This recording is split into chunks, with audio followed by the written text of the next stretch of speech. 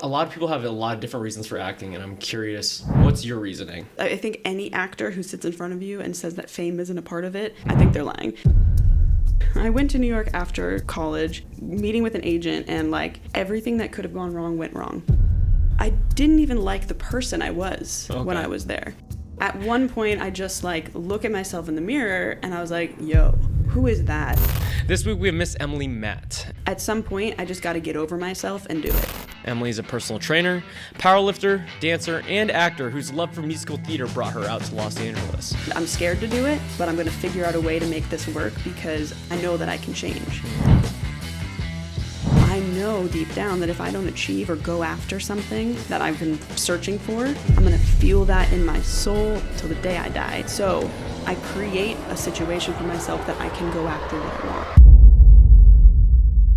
Before we get started, if you could do me one favor, if you have received any value out of this podcast, please take the time to like and subscribe to the show.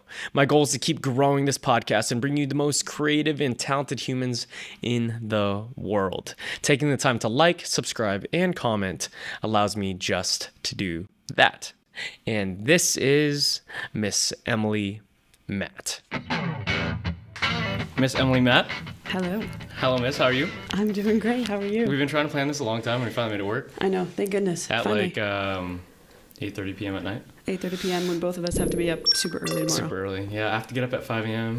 No, Okay. I have to be up at 4 a.m. Emily has to be up at 5 probably. Yep. Yeah, the grind life. That's right. How do you do it? Lots of caffeine. What's your go-to caffeine? I think every single day I have a Celsius. Celsius? Oh, What's yeah. your favorite Celsius flavor? Grape. And I'm not a grape. Grape? Oh boy, what? Some people say that it tastes like medicine.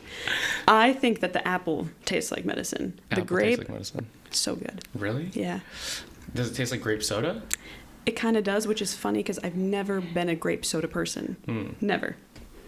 Why do you like? There's so many other flavors. Like, why do you like the grape? Like, does it actually taste like grape? It tastes like fake grape. Okay. And you just like fake grape? For some reason, that one hits every time. We're going to taste these cocktails right now. Let's do it. Cheers. Emily, a little backstory. I was like, what do you want to drink on the podcast? And usually everyone says like, oh, you can make me a gin cocktail, make me a whiskey cocktail. I love old fashions. Emily sent me like this bougie ass menu and it was like, I had this the other day. It was really good. Can you try to make it? I'm like, honestly, yeah, let's do it. Cheers. So cheers, friend. Let's see, guys. And I think the first cocktail that I've had with a straw on the podcast. Does it taste like it? Yeah. Yeah? It's really good. We got Aperol in there, ginger beer. Ginger beer, egg white. Is there gin in there too? There's gin. Yeah. Yeah. Egg white. A little bit of lemon juice. This is pretty refreshing, guys. This tastes really like good. tastes like summer. Yeah. We're in yeah. fall now, but I mean, it just started cooling down in LA, so. I know. It was the cold for the first time yesterday. It was nice. I went to Mount Baldy. Yep. Yeah, have you been? No, I've heard great things. I heard it's gorgeous. It's only an hour away. But it's long. What do you mean It's a long trek, I hear. An hour? No. When you're on the mountain. Oh, yes. Like running it? Yeah. How long was it? 7 miles. But it was like pretty steep. It was 2,000 or 3,000 square feet. But I've never been on I know you ski, right? Sometimes? Snowboard, yeah. Snowboard. And ski. I've never been on a chairlift without snow. Yeah, that would be strange. It was a weird experience. You know, the first time I went snowboarding out here, though, it was weird because at different areas, there's no snow in the mountains up here, which I'm just used to. Which resort did you go to? I went to Big Bear. I've been to Mammoth. Okay. Yeah, I had the Big Bear Pass last year. I think I'm going to do it again. It's great. We got to go. Oh, for sure. Yeah, but basically, it was so weird because you know how you have like a snowboard and you like glide off the chairlift or... You just walk off? How do you get off? Yeah, so it's like going. You gotta run. And you just run off. And I was like, that was weird. I kind of liked it though. Dude, so we just did a powerlifting meet. I know. What month was that? It was your birthday. That was in August. Happy late birthday. Oh, thank you. That was fun. Incredible. It was hard. How did you train for it? Because I ran Jim Wendler's 5-through-1 powerlifting program. Okay. And I'll walk you through that one, and then you can tell me how you train for it. Yeah. So basically, you have 6 days, but it's like a 3-day split it's a 4-day split that you could either go over to the next week or just do that week. Does that make sense? Yeah. So you have your bench day with accessory work. You have your squat day with accessory work, you have your deadlift day with accessory work, and then you have your overhead press day with accessory work. And each week is a different rep set. The first week or first set, the first, I guess, 4 days that you could overlap if you want is like a 5x5, 5x3, and then a 5-3-1, and then a deload week. And then it's like rinse and repeat, and then you test the max, and then you keep doing it over and over and over again. Yeah. And I just didn't invest in a program. I was like, I could run this and program my own accessory work, and it turned out pretty good. Like, I hit all maxes. Yeah. Except for bench, actually. But like I hit a PR like in the training for it. Yeah. So what was your program and how did you train for it? Because Emily won that shit, guys. Well, thank you. Yes, I did. Well, we all hit PRs, so that was pretty dope. That was good. So I ran Mind Pump Fitness's their powerlift program. Okay. The way that one worked is Mind Pump Fitness. Mind Pump Fitness. How did you find them? Through a podcast. Okay. Yeah, and I followed a few of their programs in the past, and I really loved them. I've done their aesthetics program. It got me just absolutely cut and jacked, and I loved it. So I was like, I trust these guys. And then I looked at the program. I was like, okay, this seems really smart. So it started with phase 1 was just testing, like estimating your 1 rep max based off of not actually doing it. Exactly, based off of your 8 rep max. Okay. So I figured out my estimated 1 rep max based off of what I could complete in 8 reps. So for that one, that was like 3 to 4 weeks of that, ramping up to testing. That 8 rep. The 8 rep. And is this before starting the actual program? Yes. Okay, so this is like the program before the program. Yeah, the pre-program. But they gave you the pre-program. Right. So, or it's phase 1 technically. Phase 1. Phase 2 was moving into more What was that program like? Was it just the compound movement, or what was it? I can't remember. I think it was like 4-day split, kind of like that, like yours. Squat day with accessories, deadlift day with accessories, same for bench, and then there was a shoulder day with accessories. Okay, so similar to overhead press. Very similar. Okay. Yeah, overhead press, yeah. And then moving into the second phase, that one was really fun. It was working with like percentages based off of that 8 rep maximum then. So I would be like 4x5 at 80 to 85%. And then every single day, again, that 4-day split. But what was cool, I would hit squat. It was my squat day. That's the main lift. Heavy squat. Then I would also do light deadlift right after it, and then my regular squat accessories. And then later on in the week. Say that again. So you would do heavy, and then you would go right to light on the same day? So I would go heavy squat. It's squat day, right? Yeah. Heavy squat into light deadlift that same day, finish out with my squat accessories. Then for 3 or 4 days later, when I hit deadlift day, I'm doing heavy deadlift and then squat, light squat, and then the rest of my deadlift accessories. You're hitting other movements on that same day. Right. Okay. But I hit my main lifts twice a week. So I hit squat twice a week. I hit deadlift twice a week, bench twice a week. You had twice as much volume as I did. Yeah. Because I didn't do that. Yeah. Yeah. And it was great because But how many days were you working out? Were you working out every day for it? 4 to 5 days a week. Okay. So you weren't doing 7 days. No, I definitely was not. Gotta have that recovery in there. Yeah. And then I was also adding in cardio because I was doing the cut at the same time, which is something I know we were battling. Like, do we go into the smaller weight class and lose the fat and like try to maintain that muscle? And cut or dehydrate heavy like day of. Yeah. Which we don't have experience doing, so I don't even think we should have even thought about that. I did do it. I know you did do that. I think yours. How many pounds did you have to cut? Gosh, I think I had to cut at that time. It was like 6 to 7 pounds. Okay, mine was 13. Yeah, that's a lot. Yeah, that's a lot. If you want to maintain like your lifts and still stay strong. Yeah. Okay, I gotta try this one. What is this? Oh, you want to try it? Yeah, for sure. This is the Seltzer. It's caffeine though. Oh, bring it on. Okay, yeah. So we got Brute Fitness Seltzer. Shouts out Barry. Sponsored by the podcast. It's the first time I shouted it out. But yeah, and see if you like it. It's not a Celsius. You don't drink it, but it's great. It's really good. Yeah, he sponsors a lot of fighters. Oh, cool. Now, yeah, he dropped it probably less than a year ago. Okay. And yeah, he's in a few GNCs in the Valley. Nice. Sponsoring a lot of fighting athletes, especially. Yeah. Okay. I mean, it looks like a fighting athlete brand. It looks fierce. Yeah, but if you guys want some caffeine with a little bit of BCAAs, they're dropping their protein soon. Oh, nice. I don't know if I'm supposed to say that, but they're dropping their protein soon. Sweet. But like as an energy drink. Yeah. Okay. Like, isn't that crazy? It's great. Like, I love it. I didn't know chemicals could work like that. He was like, yeah, the chemist figured it out.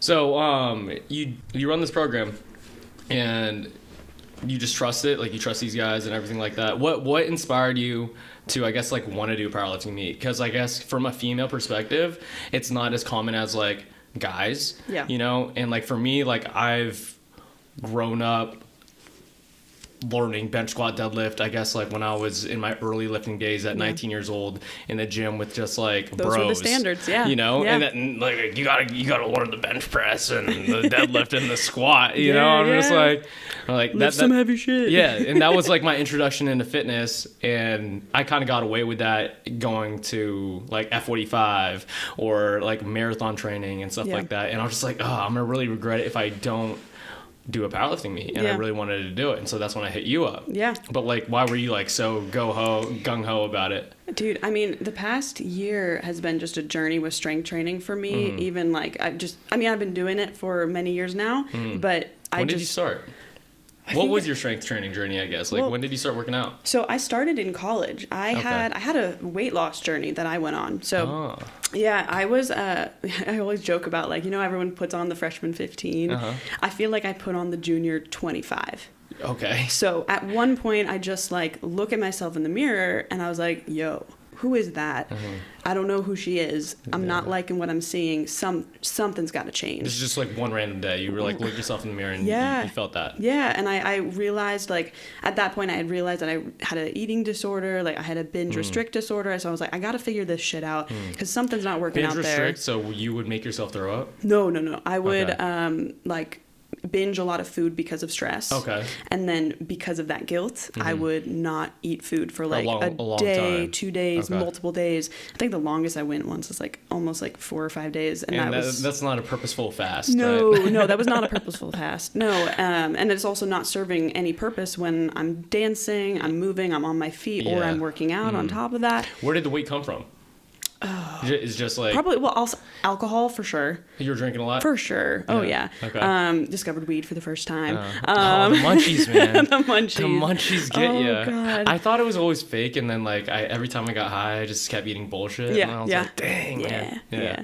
So all of that, and then also stress. Like, I had a lot of stress in college and figuring myself out. College was tough. Yeah. College was tough. At least for me, high school and college were tough. And then honestly, right now, which is probably the most like mentally stable part of my life. Yeah. Which is cool though, because you look at, I guess for me, I'll look back at a lot of the, I guess, cool kids in high school, like the quarterbacks. And what are they doing now? now? They're like fat and have 10 kids. At least in my experience. And I was like, the globe is real. Yeah. You know? The globe's real. Absolutely. And like, I feel like if you really have the intention of like becoming if you have a hard time in those scenarios, in my opinion, it grows. It makes you grow. It makes you grow and like want to develop the skills of an attractive, fit, business oriented, whatever person. Yeah. You know? Yeah. I feel like that built the character that I wanted to be now. You know, like if I didn't have those formative years where I was tested and I was pushed, would I have the same ethics and like drive that I have now? Yeah. Probably not. So how did you get from that, oh wow, like I need to do something about myself, to actually, I guess, like getting into fitness? Because it's hard. Like a lot of girls especially, they're like, where the fuck do I start? Yeah. So I remember I had a friend who had her own weight loss journey, and I watched her experience it and go through it. And I looked at her and I was just like, yo, she's strong. Like, she looks fierce. And I asked her, like, what did you do? How did it work? She was in college. Yeah, she was a student with me. And she showed me, like, this simple 6-week program. And what was it? And it was from, like, I don't even remember the name of the trainer, but it was a random, like, online trainer from, like, Instagram that had, like, the 6-week program, that 6-week transformation. Sure. And I did it the summer, right after my junior year. And I was did this have powerlifting movements in it or no? No, it was just standard, like, cardio, intense cardio, which I fucking hated, and strength training. And it introduced me to the weightlifting room. Okay. And I just took off with that, and I just started lifting. Did you get intimidated at all? Oh, absolutely. Okay. I was scared out of my mind. I mean, I would be like, oh my gosh, all like the heavy bros are like looking at me like I don't belong here. Okay. And at that point, how did you break that barrier? Just fucking doing it. Yeah, you just had the confidence to do it. At some point, confidence, I guess you just had the will. Yeah, at some point I knew that I saw the results that it had for my friend, and I had seen other like client testimonials from this trainer, and I was like, okay, so clearly this shit works. At some point I just got to get over myself and do it, and I'm scared to do it, but I'm going to figure out a way to make this work because I'm unhappy. I'm unhappy with how I look and how I feel, and I know that I can change. And I think also in my whole life, I had this ideal vision of what I could look like. And watching what was that vision? Growing up watching Friends, I'm like, Jennifer Aniston. That's what I want to look like. I want to be that stick, twig thin, like movie star level. That's the image that I always had of like what a woman should look like. Okay. And then all of a sudden I'm going to the gym, I'm getting fit, and I'm quickly realizing that is not the shape my body is meant to have. And when I'm getting stronger, I'm feeling good. I feel fierce. I feel like I can take on the world when I'm lifting this weight. And then I look at myself in the mirror after that 6-week program, and I was like, I'm not done yet. I did another 6-week program. Did you lose any weight? Oh, hell yeah. Okay. Hell yeah. I mean, that transformation within 6 weeks was incredible. Not only was it strength training, but it was also nutrition as well. Like, I really dialed in on the nutrition. Yeah. But then I had that 6-week program, did great. I was like, okay, we ain't done yet. I want to do it again. So I took a few weeks off, did another 6-week program, and it was leading up to like my 21st birthday. And I was like, this... And were you just going to the gym by yourself? By myself. That's impressive. I mean, I had no idea what I was doing. I made so many mistakes. Granted, like, this trainer had videos and stuff, so I felt like I had, like... I mean, with dancing and with singing and, like, you just being, like, a smart person, like, I feel like if you could see something and copy it, it shouldn't be, like, that hard. It was almost like choreography to me, right? Yeah, like, so I see the movement, and I can, like, emulate that in my body because I've got that awareness, which I understand. Like, a lot of people probably can't do that because they don't know how their body moves, or they don't know their spatial awareness as well as I did as a dancer. But that's one thing as a trainer that you learn to know that's real, because you're like, oh, I thought everyone could do this. And then, like, hey, stand up and sit down on a bench with one leg. Oh, you can't do that? How about like balancing on one leg? Oh, you can't do that? Dude, teaching the deadlift, teaching a hinge pattern, unbelievably difficult. Ridiculous, right? Like, how can you not understand the mechanics of like your pelvis tilting like that? You're right, but also like I definitely forget that I studied that for a long period of time. Yeah. And I just think it's common knowledge. We think it's common knowledge, but it's not. And I'm like, oh, this is not common knowledge. No, it's tough. It's tough to teach that one, but yeah, I mean, I just did it, and I learned as I went. I watched other people in the gym. That was another thing. And then I eventually like got some gym friends, and they would teach me some things, and I'd learn from them. And then I realized at some point I was like, my body is not meant to look the way that I want it to necessarily. What do you mean meant? I think especially for women, there's like a stereotype, or there's an ideal look that, and I think we're finally getting away from that. But I think growing up, I had this ideal look of what I should be, to be feminine, to be attractive. And that's quickly what I realized, like, my body is not capable of what that idea was in my head. Okay. So, like, for example, I'll be extreme with it.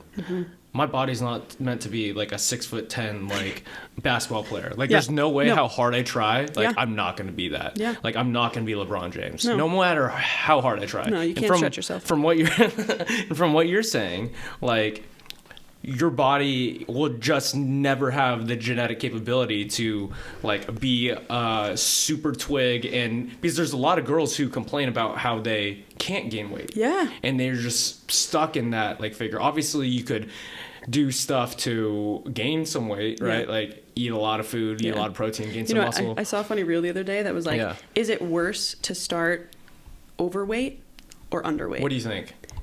I honestly don't know. I don't know. I don't know because I thought you were gonna say overweight because that's what I went through. That's what you went through. No, I mean I don't know because here's what I'll say. Starting overweight and then having to go through that, the balance with starting overweight is the metabolism of it in the long run, is the lifestyle change that you have to make, right? I mean, it goes both ways. It goes both ways. It really does. Because it is a lifestyle change. It is a lifestyle change either way because they have to eat more. Yeah. But I mean, I think for me, a lot of people have a problem eating. Like they're like, I can't get this food down. Because it actually hurts at a certain. And I don't think people realize like it's to that level.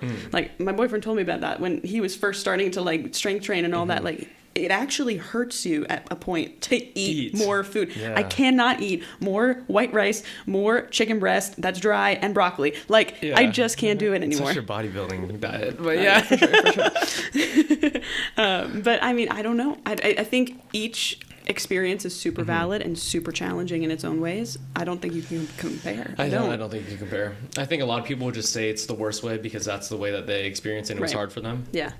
But you really don't, you kind of will never know too because unless you somehow, no, there's no way you'll know. There's no way because I mean, you can change your metabolism, but you can't change it that much. Yeah. Yeah. What do you call it? Yeah, it's super inspiring that you went by yourself because like the only reason why I got into the gym was I had friends who worked out and they asked me like, oh, do you want to work out with us? And I had a similar thing of where I looked in the mirror, but it wasn't necessarily me. It was like my parents, girlfriend at the time. They're like, dude, come on, you gotta start working out. But I appreciate it because if I didn't get shamed by my family or my girlfriend at the time, I wouldn't be where I am today. So hindsight's like, it's the decision that you make during it. Yeah. But because there's a lot of people who are happy in their own skin, and that's the goal. The yes, but also like I also think being super overweight is unhealthy. I agree. There's studies, and then super skinny is unhealthy, and and this is a tough subject because scientifically, it's not. If that makes sense. Like not everyone is beautiful. Not everyone is like the best body type because there is a best body type for you. Right. Like there is a best version of yourself that you could get to. But like you just assuming that whatever I am, regardless of like how much I work out, how much I eat, is the best. I was like, I don't think that's correct. Yeah. And what were we talking about there? I think we were talking about like when I first got into the gym and all that stuff. Yeah. And going at it alone. That's dope. It's rough. It's rough. What advice do you have to any, I guess, like girls out there who are trying to do that? I mean, I wish that I had a friend to lean on. Yeah. Have someone who takes it as seriously as you. I mean, you can find a friend and they might not be like compatible if they're not at the same like level of seriousness. Like if they do not want to take this path, you can't force someone to do it. So find a buddy, find someone who is going to take that next step with you and like hold each other's hand through it. Like there's no shame in making mistakes together and having someone to lean on, I wish I had that. And but also at the same time, like if you can't find that person, take it upon yourself to do your studying, do your research, and get in the gym anyways and just feel uncomfortable because that's the only way you're going to grow. That's the only way that something's going to change. Nothing comes from being comfortable. Yeah. What do you call it? Is there a girl version of Gym Bro or is it still Gym Bro? Muscle Mommy. Oh, I forgot. Yeah. Come on, Muscle Mommy. Let's go.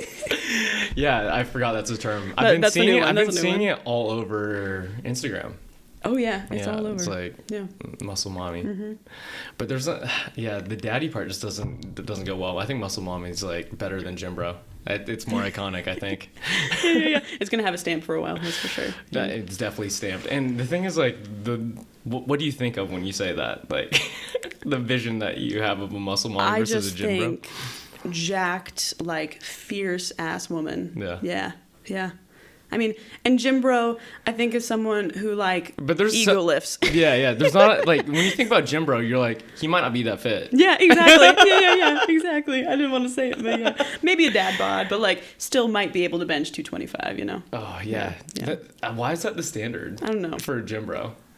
Because I worked so hard, guys. So hard just to get to 225. And then I realized I was like... What was your lift in the competition? I think 258, 257. Okay. My max is 265. Yeah. But I went from a 267 bench and I jumped to 275. Okay. Which is... That's wild. That was not good. Good choice. Because, like, I told Zach, I was like, I feel good. Yeah. But then in my head, in the back of my head, after I told Zach that, I was like, that definitely was like a 9 out of 10 effort. Yeah. I was just so hyped that I got the lift. I mean, we went through, like, very similar things with the bench, though. Because I failed two. You failed two of them? I failed my last two. I think I hit... What did I hit? I hit 140. 140, and then that was my first attempt. And then because I had hit when we went to lift that last time, I had a PR. I had 156, and then in competition we tried for 150 and 150 and both failed. Really? I was so pissed. But you know what? That shit fueled me. Yeah. That shit fueled me to lift that deadlift. I'm kind of mad at myself because bench press used to be my favorite lift, and I don't think it is anymore. Okay, what is it? I don't know. I think I love pull-ups right now. Okay.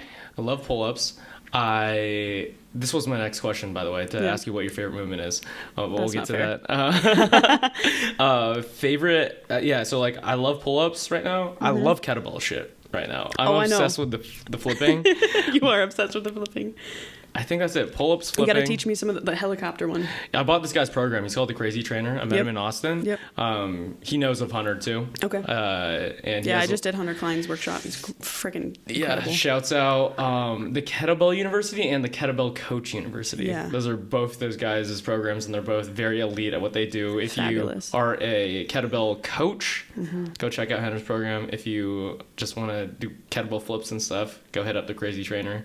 The shit is insane. Yeah. But I don't know. I've been having, ever since the powerlifting meet, I've been having problems with like enjoying working out.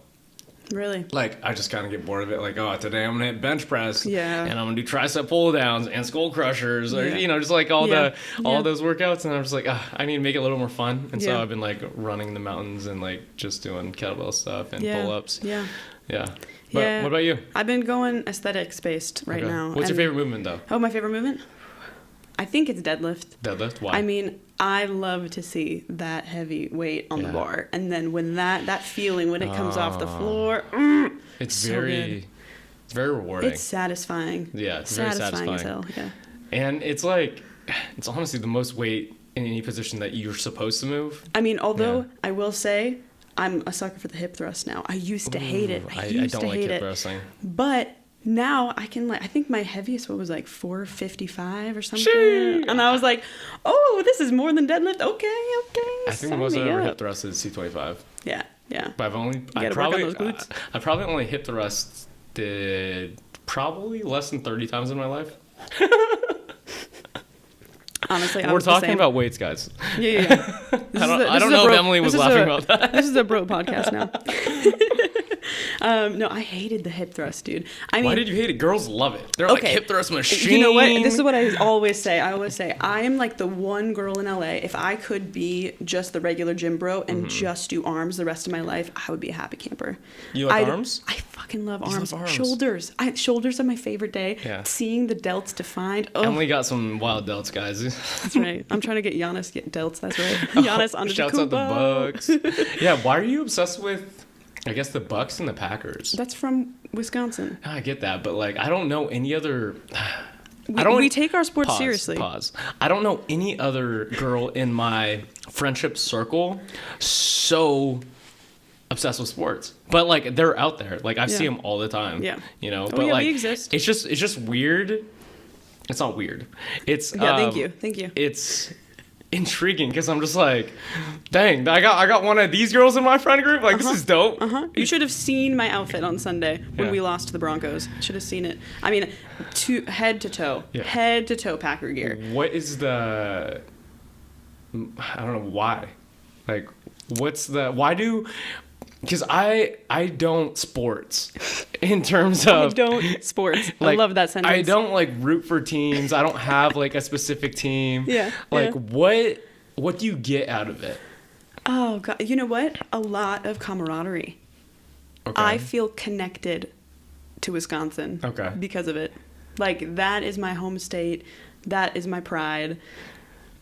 I mean, it's something that I can talk about with the family. Yeah. I connected with I found friends out here just from going to the Packer bar. Yeah. Like, and that's There's a Packer bar out here? Hell yeah. And What- I'm there every it's called Sunday. the Packer bar? 33 Taps in Silver Lake. Oh, 33 Taps. 33 Taps. Okay. And there's also one in Culver City now. Yeah, yesterday Yeah. Emily was like, Nate, we're going to have to move the podcast because I'm definitely going to be drinking, watching not a Packer game. Packer Yeah. game. Oh, and I'm glad that we moved it because we lost real bad to the Broncos. Oh, Emily would have been in a bad mood, guys. Oh, yeah. Just give her 24 hours and she'll be okay. I got cookies afterwards, so I was fine. Okay. But yeah, no. Camaraderie.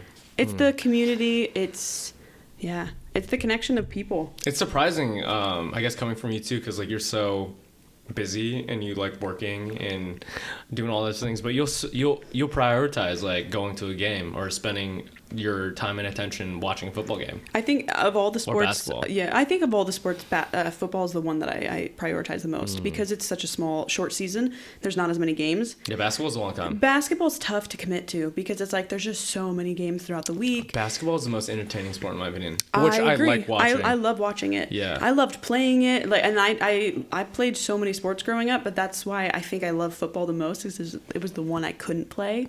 I kind of wish I played rugby though, but I don't know. It was. Isn't there girl football now? I don't know, like flag football. That's okay. Didn't you hear like that's supposed to be in the Olympics or something now? No. Yeah, That's I don't know. Stupid. The U.S. is gonna take it, that's for sure. But no, I mean honestly, I feel like growing up in Wisconsin, it was just like I was born there, immediately Packer fan. You're a cheesehead. Here's Is your family like Packers fans too? Hell yeah! Do they go hard? I think I might actually be a little bit more than them. I Okay. might. Can you explain the cheesehead? The cheesehead? I don't even know what that is. So like it's a foam cheese. No, I understand that, but like, is that Packers? That yeah. Oh, that's their mascot? We don't really have a mascot. Okay. What was it? The Packers were named after a meat packing industry that was based out of Green Bay. Oh. That's how they got She the name. knows the history too, guys. Wow. I'm learning so much. So that's why we have the name Packers. And then the cheese head is just simply because Wisconsin cheese. That's our thing. What's the best cheese? Dude. I'm going to have to come to Wisconsin and try out some cheese. Okay, so there's this place in Wisconsin called Widmer's cheese like cellars. Okay. And I think it's called Teresa. I always call it Teresa, but that's how it's spelled. Okay. But it's called Teresa, Wisconsin, tiny little town. And you go into their little cheese cellar and you go down the stairs, small little shop. The best cheese I've ever had in my life. They have like cheddar brick style cheese that's just like it's squeaky. That's how you know Squeaky. you got a good cheese curd. I've when never it's heard squeaky. of a food described as squeaky. That's when you know Like I the heard cheese gooey, is fresh. I heard this That's squeaky. It's fresh. Wow. Yeah. But like I guess what's your favorite cheese then? Have you grew up around cheese? I think honestly like that brick or a white cheddar. White cheddar? I don't think I know. What's like is white cheddar in anything? Not really. I mean, Not really. you can get it in a cheese curd form. You can get it in just like a regular. I don't understand cheese people. Like when people order like a charcuterie board and it's like $150 at a restaurant, and then I'll taste it because I've had some dope cheese boards, and I was like, this tastes like asshole. No. Oh my god. I mean, like this is disgusting. Okay, I can understand why you might not like brie because of that. Like I do love brie. What? I love brie. Okay. But like when people do these like tough cheeses and then they eat it with like a grape and then they swirl their wine and taste it like, oh, that's so fucking good. I'm just like, I'm gonna act like I'm gonna like it because apparently this is the sophisticated thing to God. do. Yeah. But then I'll be like, bleh. No, you gotta have your pairings of the olives, like a little hate olives. sweet and spicy jam on top of the brie with a cracker. Like, I fuck with that. I do so like good. cracker, brie, and jam. Yep. Yeah, that's Can't go wrong. That was a huge high snack for a while. Yeah. Yeah. Yeah. I've been liking salami too. Yeah. See, like that's the perfect like snack, right? That's the perfect appetizer. You got some protein in there. Some of the cheeses I don't like. Okay. Just no. You got good protein. You got a little carb. Yeah. You got your fats with the olives. Like, come on, it's perfect. Do fat. I guess with the oil, right? The oils and stuff. Yeah. Olives are fat. What inspired you to be a trainer? What inspired me to be a trainer? Just my own experience, losing weight, going through all that, and having people ask me questions throughout my process of my journey, having people come up to me and say, hey, how the hell do you do this shit? And realizing, like, I've got something to give. I've got information to share, and I can change people's lives and help them for the better. When did you have that epiphany? So it was I went to school for musical theater, and in my senior year, I had a professor who, it was business of acting class, and we're talking all about, you know, how do we make money as an actress or actor, not working, because obviously got to pay the bills somehow. And at some point, you know, he says to me, he's like, well, what passion can you find outside of acting that will pay some of those bills? And so we're all just like brainstorming, talking through, and like I'm talking about the gym, how that's a new thing for me. And he's just like, you can easily like be a personal trainer, create your own schedule, work and go to auditions, and then, you know, that's passion right there. You already love working out. And he so clearly stated that you need to find a job that you love, that is fulfilling to you outside of like the auditioning world, because you're going to get 90% of the time, 90 to 99% of the time no's. So if you have a side job that is something that you're passionate about, that you love, you're golden. And then that's where I found fitness, and that's where this such good advice fit in. And it's changed my life, because it's like now I'm fucking fulfilled with what I do. I love fitness. I could never work a day as an actor and be happy, because I love fitness so much. Granted, like I'm still gonna try, but that's how I was like, oh, I could do this for a living. Okay, didn't even think about it. That was in college, senior year. Wow. I'm gonna be. Is it transparent? Yeah. Vulnerable? Yeah. I had that epiphany a month ago. To be a trainer? No, not to be a trainer. You know that feeling that you're like, I could change people's lives? Yeah. And I have like something valuable to say. Yeah. Like, I know I've been training and stuff, but I truly believed it. Like the thing that you just said, like I had that exact same feeling like a month ago. I feel like for you, I've noticed you have shifted a lot over the past like year when it comes to training. We've known each other for like 3 years? 2019? Yeah. So almost 4. Yeah. Like almost like right when I moved to LA, I feel like I met you. But you've definitely shifted your mentality a lot, because I know like with, you know, bartending and all that stuff, like, but I feel like you're getting into a groove of figuring out what it is that you love doing too. Yeah. Well, the thing is like, I didn't necessarily know if I loved fitness. Yeah. But then like, I feel like you love the things that you do, right? Absolutely. Like, so I knew I always worked out every day. I knew and I was like, what do you gravitate towards? But yeah, no, that's a super dope feeling, because like I realized that feeling recently, and I was like, whoa, this is super cool. Yeah. You know? Yeah. What do you call it? So you were inspired to be a trainer, but what was the steps to do it? The steps to do it. Because like you weren't a trainer when I had that moment, of like people asking me in the gym, how do I do this? Or I'm taking my friends, I'm that person, I'm hand holding people and I'm walking them into the gym and I'm showing them shit. When I'm doing that, that's when I'm like, oh, I can do this. What are the steps? I researched it. You know, I got my personal training certification. I went through the ACE, American Council on Exercise. And I was like, that's the first basic step. You got to get your certification. Yeah. And then I got to get some credibility, got to get some clients. Yeah. And credibility is only built over time. I can't just snap have it. And that was that still in college? You got your certification? Right after college. Okay. Yeah, right after college. Figured out, you know, where am I going? Where am I moving? Did you know you wanted to go to LA? Absolutely not. Oh, okay. No, I was going to Broadway, man. Oh, you want to go to Broadway? I was planning on going to Broadway. Did you go to New York or no? So I went to New York after college. I had a meeting with an agent, and like everything that could have gone wrong went wrong. Okay. And that was the moment where I was like, can you explain any of that? Oh yeah. So like what went wrong? I remember I had a showcase in New York, and then I had gone home. What's a showcase? Showcase is when, after like the culmination of my years in college, I perform in front of agents, managers, casting directors, anyone in that sort of industry. And these happen often? Oh yeah. Okay. Oh yeah. It's very common for, at least in musical theater, for colleges and conservatories to set up these kind of showcases, either in New York, LA, maybe even Chicago, in big cities where productions are happening. Okay. So I performed at that showcase, and I got a few meetings out of it. And I went to one of those meetings. I had already moved back to Wisconsin at that point. I had got all my stuff in Boston, moved it back home, and I was trying to figure out, like, what are the next steps here? Do I go to Chicago? Because that's easy. Do I go to New York? And I thought in the back of my head, like, I've always wanted to do film and television, but, like, nah, LA is too scary. So I go to New York. Why did you think it was too scary? Just because it was far away compared to, like, way New further York? away than Okay. I've ever been. Yeah. I've never lived on the West Coast. And I still at that time, like, I had this thing in my head of, like, this is vulnerable. I'm not pretty enough to be in LA. Like, I don't fit in with that culture, with those girls. I'm not an LA girl. So I always put that back in the back of my head, like, there's no way that's going to happen. Okay. So I had my meetings in New York, and I remember getting off the plane, and immediately coffee spilled all over me. And In New York? In New York. I Okay. just get off the plane from Milwaukee to New York. Coffee spilled all over. My luggage nowhere to be found. Nowhere to be found. Don't have it. And I'm meeting with this, like, agent the next day. I go to my friend's place. Thankfully, like, he had a few other clothes for me, but I had to get makeup first thing in the morning, go to Times Square, grab an outfit, grab makeup.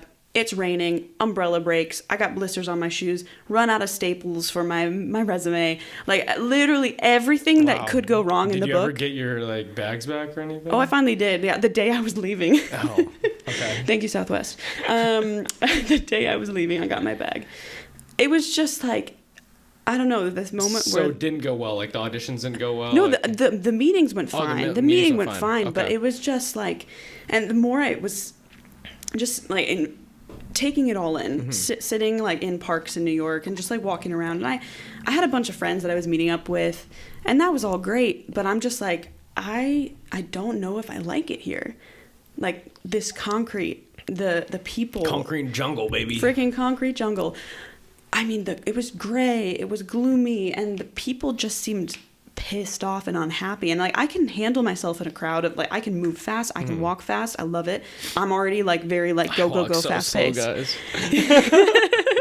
Continue. But yeah, and I just, like, I didn't even like the person I was when I was there. I felt How long were you there snippy. for? I mean, I was only there. I mean, because I lived in Boston, I was going to New York, like, not every other weekend, but it felt like at least once a month. Okay. So you were familiar with it? I was familiar with it, and I started having this feeling, like, even I remember my freshman year of college when I had my first, like, New York, well, it was not my first New York trip, but my first New York trip while I was in college. And I immediately had this moment of, like, I'm snipping at my friend and I've got no reason for it. What is that? And I clocked that Just from culture? freshman year. Yeah. Yeah. And I was like, I don't like it here. I don't fit in here. This doesn't feel right. Something in my gut is telling me no. So what was the transition to LA? Because you didn't like this, you didn't like that. You're like, I'm gonna choose another thing that I think might not work. It's all about being uncomfortable. Yeah. It's what it always comes down to for me. Is like, I knew that Chicago would be too comfortable. I knew Chicago not well, but, like, I knew it well enough. Yeah. I was a 2-hour train ride away from home. Yeah. If I needed to go home, if it wasn't working out, I had Wisconsin to fall back on. Yeah. I had my family. And I was like, no, I didn't just get this crazy degree for nothing. I'm going to push myself harder than that. Yeah.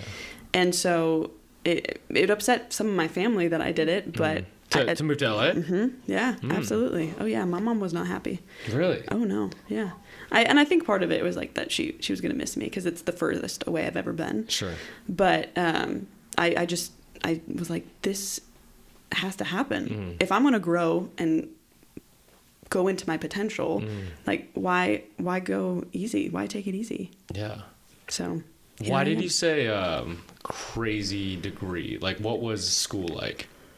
I guess, like, because I'm not familiar with, like, a musical college. Yeah, so I went to a conservatory where it was music, theater, and dance. That's so you all we don't had. study anything else? No. So you don't study, like, I had anything else? No other classes. Well, I mean, like, maybe I had, like, a psychology class usually about music. Okay. But pretty much it. That's it. So music, theater, and dance. Yeah. So like, you don't learn anything else. Like, every class is, like, the history of dance. It's not, like, the history of, like, I don't know.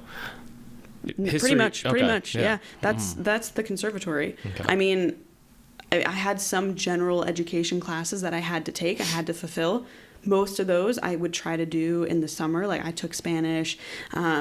What else did I do? I took a nutrition class, that was junior year. Okay. That sparked everything. Yeah. And so, I mean, I had to take a few gen ed classes, but for the most part, everything it was music theory. It was history of musical theater. It was dance classes, at least one dance class a day, tap, jazz, ballet. It was acting. It was different acting techniques. It was voice and speech, dialects, like everything imaginable for musical theater, which that's the triple threat right there: singing, dancing, acting. And acting. What's the benefit, I guess, to doing learning the arts? Learning how to dance, learning how to sing, learning how to what are you saying, act? Like what does that do for, I guess, anybody who does it? Because I don't really know, and I've never really studied theater. Yeah. I've learned a little bit of guitar and play a little bit of piano, but I haven't dove into studying the history and learning what's so important about them, because they exist in the world for a reason, right? Yeah. I think part of it is selfish. Part of it is learning about yourself, discovering yourself through art. And I think another part of it is sharing that art with others and being able to touch people's souls in a way that I might not be able to in a simple conversation. Like when I'm performing on a stage and I get to a level of emotional vulnerability that I might not in a simple conversation, that might spark something in someone sitting in that audience. And that might change their world. Or their day or their week or their month. Exactly. Yeah. So that spoke volumes to me. That's why I wanted to pursue this. And not only to do that, but also because it was something that fulfilled me on the inside. So I think it's, in a sense, it's a little bit of a selfish pursuit, but also I see it as, how can I shape and change the world, and how can I affect others positively or open their eyes to something that they might not have otherwise. Yeah, that's a good point. That you answered that so beautifully. Thank you. Because it's almost like I studied it. There's a thing with any type of art that you can't, experiencing a concert, or experiencing a song that you really like, or experiencing some poetry or a dance, you can't really describe that emotion. If you see someone dance, right, and it makes you tear up, I can't explain why it made me tear up. You could try to, but you don't really. And what's the need? Yeah. And that's the purpose of it. Yeah. What's your favorite art form? Oh, I don't know. I think it's singing. Singing? Yeah. Why? It's what I've been doing the longest. Okay. Yeah. It makes me the most scared too. What's your favorite art experiencing? Definitely theater. Theater. I mean, I've never even heard you go to a play in LA though. Oh, I went to what did I go to? I dragged Kurt to Six the musical recently. I mean, even something like that. That was a very modern musical, very fun, flashy, not super emotional, very commercial. Okay. But even that, and maybe it's because I have my own connection to theater, but I'm just sitting there getting teary-eyed, being wow, what a special experience this is, to be in this room with all these people in the audience, watching these performers just give it their all on this stage and share, and we're all experiencing this together as a collective, feeling these emotions together. I didn't think I would like it. I went to my first play. Or a musical? What's the difference? Musical, something that has music in it. Oh, don't all plays have a little bit of music in it? Or no? Plays have a score, tracks to move from scene to scene, maybe. Oh, okay. Yeah. But a play is all spoken through. It's just a script. So no one's singing and stuff like that. Okay, exactly. Play. Yeah. But that's still theater, right? Mm-hmm. Okay. Yeah. So I was a big fan. I went to I don't know if you are familiar with it, but there was a small theater right across the street from UCLA. And Jaime Lannister from Game of Thrones was playing Macbeth. I did that in high school. Super cool. And then I went to a couple actor friends of mine do theater, and I was like, whoa, this is super entertaining, super cool. God, Shakespeare's incredible. Shakespeare, I would like to say it's incredible, but I'm not too familiar with too much of Shakespeare. I don't want to lie. Yeah. Like everyone's. Didn't you like study in like English class in high school? Yeah. But like you don't really remember it. Yeah, that's true. That's right. I mean, I studied Shakespeare in college too, so yeah. Like I took 4 years of Spanish and I can't speak anything. I took 3 years of Latin. Don't ever use it. I don't get the point of Latin. Well, I thought I was going to be a medical examiner or something, so. Do medical examiners have to speak Latin? In the medical field, like everything's derived from. Oh. Yeah, everything derives from Latin. Yeah. I did do choir, and we in a Catholic school. And wait, did you go to Catholic school too? I did go to Catholic school. Okay, nice. I went to an all-girls Catholic high school. You want to talk about the traumas of a Catholic school? Oh, that's another story, man. How was going to school with all girls? Okay, I was gonna say that experience was incredible. I chose that experience. You chose. Yeah. Why? Were you afraid of boys? No. I was too scary. It's funny now that I'm in the gym or surrounded by men. I feel like all day. The total 180. broiest of bros. Mm-hmm. No, I feel like I was need some muscle mommies in there. And that's me. I feel like I was an insecure kid for sure, and I also overdid extracurrutulars, so I never like had a big friend base in like trauma of grade school, Catholic school. But then I knew that theater was what I wanted to like pursue more in high school because I loved it so much and I didn't know much about it. And that school had an incredible theater program. So there was boys in elementary school? Oh yeah, okay. Yeah. Most of the kids from my Catholic grade school went to the Catholic high school down the street. But then I knew that this all-girls program, or this all-girls Catholic high school, had an incredible theater program. And I knew... theater from the beginning? I mean, from like second grade, yeah. Really? Yeah. Dang. I started singing like as soon as I could speak. Yeah. I started dancing as soon as I could walk. Yeah. So it made sense. That's crazy. It just made sense, yeah. And so I knew that that's what I wanted to do. And I was like, okay, the only way that I'm going to get that high-level, intense experience is if I go to this school.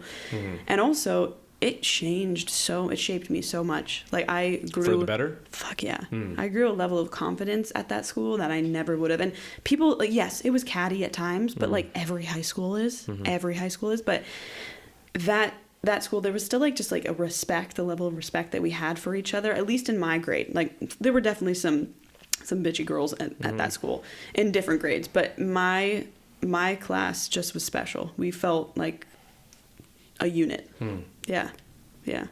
So you loved it? Absolutely. Oh. Yeah. I would send if I ever had kids, like I would send my kids too. I don't know if I have a couple buddies who went to all boys Catholic school. Yeah. And it's like, not the same. Yeah, they didn't love it. I don't know even if I loved Catholic school. I think I loved, because when you're at that age, you're so sensitive to change.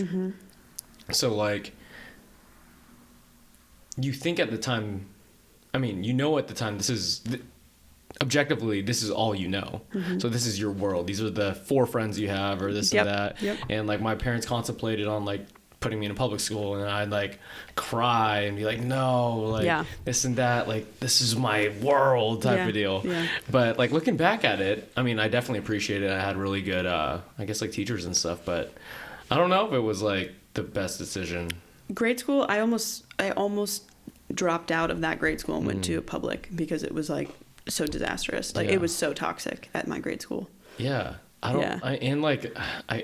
Catholic culture is very intense. It's very at times it can be shameful. So I felt super shameful a lot of the times. Like, this is so funny. I remember vividly in second grade we were playing basketball, and I tripped and I fell and I scraped my knee. You get shamed for that? Yeah. No. I said shit. Oh no! I said shit. It's like a jerk reaction, like.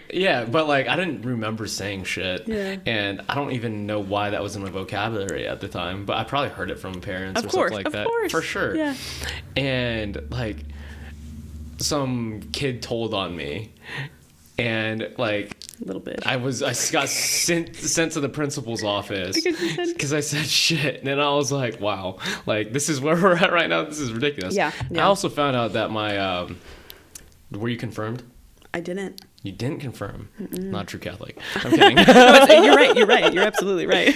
But the priest who was confirming me at the time, a few years later when I was in college, I found out he was like having fun with little boys.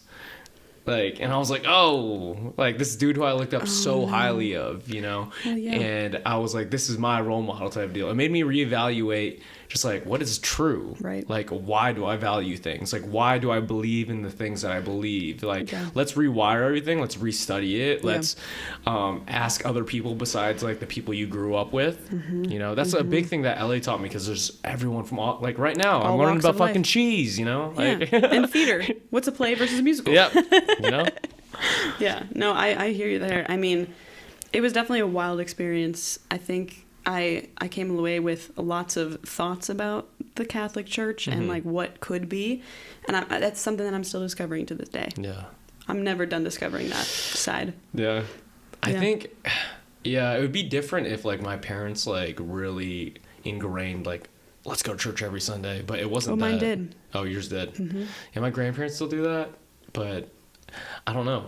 Yeah. It's great. I think for me, it's not necessarily about the going to church every single Sunday. It's about how do you practice these things that you preach on Sunday. But Catholics are just go to church on Sunday. Exactly. Yeah. Yeah. That's my whole issue with it. And I'm like, if I can be a good person, if I can treat people with respect and love and show up with a smile and like welcome everyone, I'm doing my part. Sure. That should be enough. Yeah. But who am I to say? I don't know. That's my own discovery journey that I'm still going on. Like I'm still figuring that shit out. But how did you start, I guess, the navigation of LA? Like you started becoming a trainer out here? Yeah, this was my first city of training. Okay. Yeah. I met Emily, I think the first day was at F45 West Hollywood. Was it West Hollywood or Studio City? It was not Studio City, it was West Hollywood. Okay. And you had a Becoming a Supple Leopard book in your backpack. I feel like I still haven't finished that book. It's a dense. It's a dense textbook. One of the best textbooks you'll ever read in terms of personal training. Yeah. But I haven't finished it either. No. I've probably read 30 of the 1,000 pages. Yeah. It's not like a book to like cover to cover. It's not a cover to cover. You go there when you need something. Like, okay, this hurts. How do I help it? That kind of deal. But I feel like if you read all of it, it'd be very beneficial cover to cover. Yeah. Yeah. I don't know if I have it in me. We'll keep trying. We'll keep trying. So I met Emily and I asked about that because I was like, I thought I was cool. I thought I was the only one who knew about Becoming a Supple Leopard. Like, I guess back in I totally forgot about that, dude. Oh my God. And because so only the legit ass trainers know about that book. They've studied that book. And they know everything about like biomechanics and how the body works and like how to heal injuries. And it's not just the bodybuilding, the gym bros of the world, like, you know? Yeah. And I was like, whoa. So I was super interested. I was asking you questions. I was like, oh, this chick's really getting into it. Like, I want to learn more about her. Yeah. No, crazy. I mean, when I moved out here, I did not even like have like much of a penny to my name, and I was staying with family friends in El Segundo. Yeah. And then found a place in Hollywood because of course that's where everyone. You lived in Hollywood? Oh hell yeah. How was that? Disastrous. Okay. That's where everyone thinks they want to be, right? Yeah. Hollywood. No one had the balls to tell me like, yo, you don't want to be there. It's the Valley, guys. It's crazy. Oh, the Valley's Actually, don't great. come here. I have parking right now. If you come here, I probably won't. Yeah, that's right.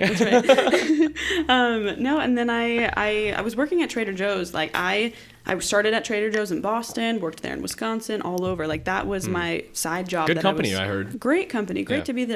Not like the most enjoyable thing that I did in my life, you know. But hey, it paid the bills, and they were good people to work for. So I started there, got my certification, and then I was just applying to gyms like crazy. I started at LA Fitness, and when I tell you, I want to hear LA Fitness gym I was stories. making more money working at Trader Joe's than a certified personal trainer at LA Fitness. What was your rate? Like, because it was 30-minute sessions, $7.50.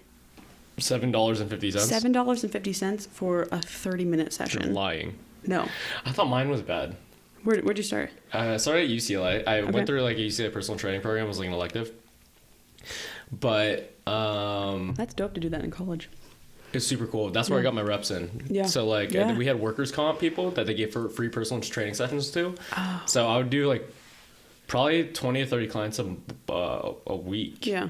one session a week, and I got to work with all these different type of body types. That's cool. And mostly injuries. That's how you learn. That's how you get better at it. Like, yeah, but I definitely fucked up some people. Like they. We need to talk about it. Some people are probably more injured now because I told them to do some dumb shit. But like the more I studied it, I was like, wow. At the time, I didn't know, guys. That's fair. But back to what you said, hourly. Mm-hmm. It was $18 an hour, and I knew they were charging $60 an hour for a session. And I was like, this is whack. This is the whole thing with commercial gyms. And back to what you were talking about. Yo, you're making $20 an hour at Trader Joe's. Yeah, so why would I keep working at LA Fitness? It makes no sense. No. Like, you've studied so hard to become this trainer. Mm-hmm. I don't get it. I don't understand the... I really, because there's that business model. This is why there is so much turnover with personal trainers in commercial big box gyms. Yeah. They can't hold on to trainers. Yeah. It's a good starting point. Mm-hmm. It really is. At some point, you're hitting the top. Mm-hmm. There's no more growth. Mm-hmm. So where do you go from there? You go private, right? But what I will say is that while I started at LA Fitness, I applied to a shit ton of gyms, as many as I could. Finally got got what's a in, shit ton? like at least 10, 20 gyms. Really? Yeah. Okay. Yeah. The one that I obviously wanted to work at all along was Equinox. That's what I had my eyes set on. I feel like every trainer wanted to do that in the beginning. Yeah. I mean, for what Equinox is, like, they have a very good reputation. Yeah. Like, absolutely. Which is, why do you think that is? Like, what makes Equinox so reputable? I think, their prices aren't insanely high.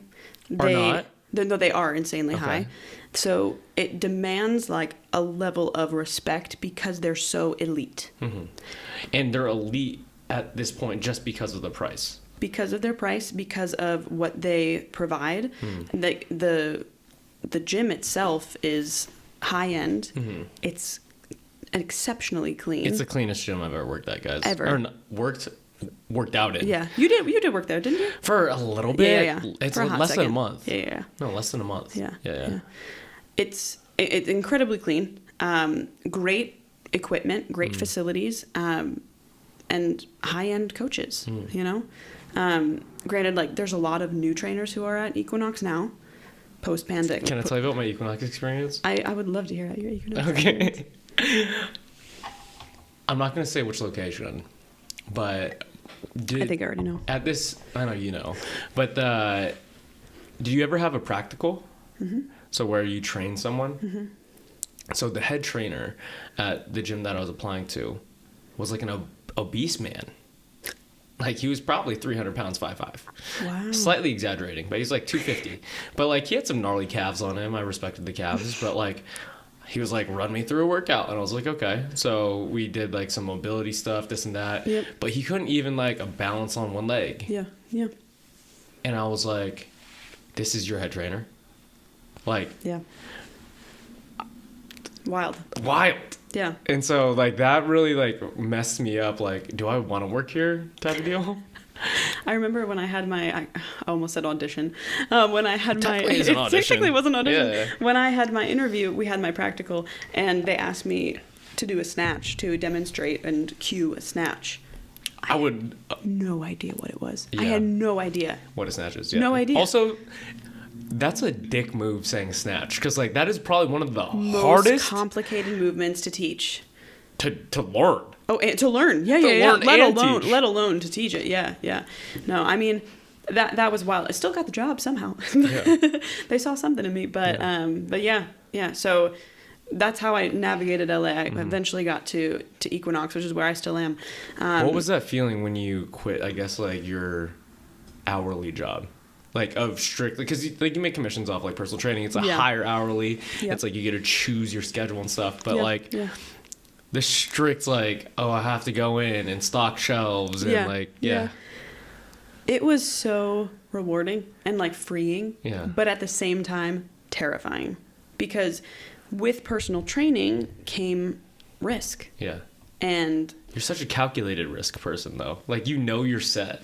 Yeah, like, you're right. Like, you're I feel right. like you could have quit Trader Joe's like 3 months earlier. You're right. But you were like, like, let me hold on to make sure this works. Yeah, I'm just gonna make as much money as I possibly can just to be set. No, I mean, yeah, you're definitely right about that. I also had many voices in my head from like family to friends being like, don't quit that job because that's like steady pay. If anything ever happens, especially, well, the other part of it was we were just going through that pandemic where we had no security with gyms. Yeah. Just moved to LA, building up my clientele at Equinox, and boom, pandemic happens.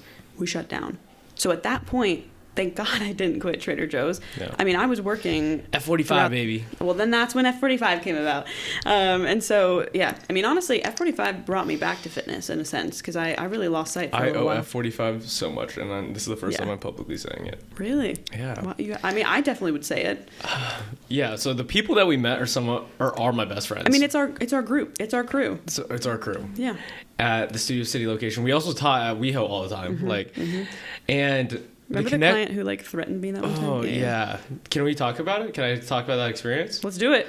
So before I continue about why I love F45, but you could explain the experience, but like Emily had literally like a panic attack after. Oh, fuck yeah. And it was like the first time that I don't know if that was a legit panic attack or not, but I didn't know what to do. So this is where me and Emily got like very close. Yeah. Very close. Yeah. I literally just grabbed her. She was crying. Yeah. And I was like, deep breath in. Deep breath out. Yeah. Deep breath in. And we probably did that for like 15 minutes. I don't know about 15. Maybe like 5 minutes. I don't know. It was a very long time. It was a long time. Yeah. I was not breathing. Yeah. Emily was not, like, it was hyperventilating. And I was like, what do I do? And I was like, yeah. Smothered me. Sandwich. And then, like, you finally calmed down. But I honestly don't know what was the cause of it. Can you bring it up? There was this dude. This is an ad for F45 West Hollywood. No. Not even the same ownership. So we had a class one time and this guy was new. Essentially, he showed me some things he shouldn't have showed me. A little inappropriate. And I talked to the owner at the time about it. And so then basically the owner was like telling this guy like, hey, just don't go to her class. You know, come to the gym, just don't go to her class. He comes back to class. He gets all pissed at me because I snitched on him for like doing something inappropriate. And then he leaves, and then I think he came back after hours, and that's what was scary because I thought he forgot something, and I shouldn't have even opened the door, but I let him in, and he's like railing on me, yelling. I don't remember that. Yeah. Okay. I unlocked the door for him because I mean he was not threatening, like he was small, but yeah, he's a tiny man from what I remember. Yeah, exactly. Skateboard and everything, and so he's just yelling, and I had never experienced like. I mean, maybe a little bit. This was not a paying member, by the way, guys. Like, this guy was on a trial. Yeah, brand new member. And he's just yelling at me about how he's going to fuck up my career. He knows all these people in Hollywood. He's going to get me blacklisted. And I do remember that. Yeah, remember. He said he was like, I work with Jennifer J-Lo or some shit like that. Yeah. And then he was like, I can't remember who he claimed was his girlfriend, but like some big actress. Yeah. I can't even remember. It was in that moment I just like saw my life flash before my eyes of like everything that I've been working for that I want to achieve in life is gone because I snitched on this guy, and immature me just like immediately goes into like that freak out mode. Yeah. And I mean honestly now if I had that same situation would have reacted completely differently. Yeah, Emily would have thrown hands. I don't know about that. Jokes. Oh no. Do you think you would ever actively get in a fight? Like if someone said some shit, would you ever get in a fight? Or would if someone I think that not for myself. If someone said some shit about like someone I deeply care about a friend, and yeah. I don't know if I would even like get in a fight because of that. I think I would have to follow somebody. Like if a friend of mine like if someone's getting threatening and I need to like subdue them, I'll do it. Not because I want to, but if I sense it's getting too tense, I mean, is that bad to say? No, I don't think so. And it's simply out of self-defense. That's the only place it would ever happen. Yeah. Yeah. Are you ever curious to ever like get into that spot? Or no, you're just like... I mean... Because sometimes like I'll be like, I kind of want to get irritated to that point to see what I would actually do. So here's... But I don't think I've ever got... I don't think there's a high probability that I would never will. Here's where acting is really fun. This is where I get to live in the acting world. Like, I get to experience some of those high stress, high tense situations, but not for real. So that's pretty cool. Wow, I think that's the most persuasive thing that an actor told me. Really? Yeah, because like they were like, I could live a different life or this and that. I'm like, cool, that's sick. Yeah. But that was honestly one of the first times that's a feeling that I want to feel or just experience like one time in my life. But there's a high probability that I won't. Yeah. And also not safe. Like, it's also not safe. Not desirable. You're like, and you're like, Nate, you don't want to No. Yeah, no, I mean, that's partially what drew me in, is that like I get to experience things in acting that I don't in real life. Yeah. And I don't want to. Yeah. Yeah. So Emily still works at Equinox. And I remember the day, not the exact day, but I remember the time that you told me that you became like one of the youngest managers in Equinox. Oh, yeah. And like you're managing all these like older people. And God. I feel like me and you are very similar in the sense that we've experienced a lot of things from a young age and working with older people. Yeah. And what's that experience like? What are the difficulties of like managing a team that is hard to get your respect from just because of purely your age? And one of the tweets, sometimes I write tweets and just like thoughts, and it went something along the line of age is not a qualifiable like metric for wisdom, you know, and I truly believe that. Yeah, I agree. I mean, because you could experience so many more things in like a year than someone has ever experienced in maybe a lifetime. Yeah. You know, if they're in the same hometown or this and that. Yeah. I'm just being exaggerated at this point. But I mean, people think that I'm older than what I am all the time because of my level of maturity and work ethic or whatever reason it is. So, I mean, honestly, I don't know if everyone knew just how young I was. I don't know if like the people who gave me that driver's seat, if they knew that I was 24 years old when I didn't interview for the job. Like I showed interest, I expressed interest. I said, hey, this is where I see my career going with this company. And then lo and behold, the spot opens up. Boom, here it is. They just give it to you. Yeah. Okay. And that wild, absolutely wild. Like did not expect that. And I first of all grew so much over the 2 years that I managed. You know, I recently stepped out in May just to focus on training again. What did you learn from it though? Because crucial conversations. Yeah. Like, I mean, I feel like even you have said to me too, over the past few years, you've seen me grow. Like being able to have those conversations and stay calm, cool, collected, how to motivate people, how to inspire people. I mean, because objectively, Emily managed the West Hollywood Equinox. West Hollywood and Hollywood. I know, but at the time it was West Hollywood. And like that's a big gym. Like a lot of people go to it, a lot of celebrities go to it. Like oh God, it also came down to at that time I had to tell people to put their masks on. Like, and I had to deal with angry members yelling at me. So it's like we're talking about experiencing those moments, those high stress moments. I had to do it as a manager too. So how do I respond? Because I feel like just a regular employee, like they're just like, whatever, dude, it's fine. I totally get it. But as a manager, you have to enforce all these things on not just members, but also like employees and like this corporate big entity of like Equinox is just looking at your every move.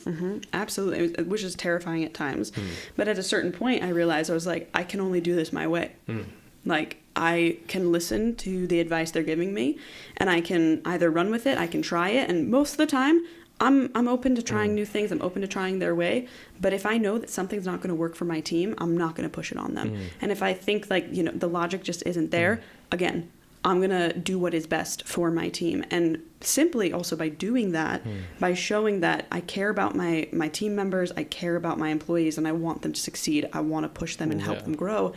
I gained their respect because they knew that I had their backs. Yeah.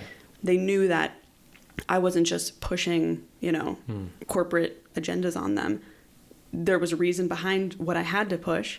And I would express my own frustrations about certain things when I didn't see it going the right way. And I was like, hey, this is why I have to do this. I'm not happy about it either.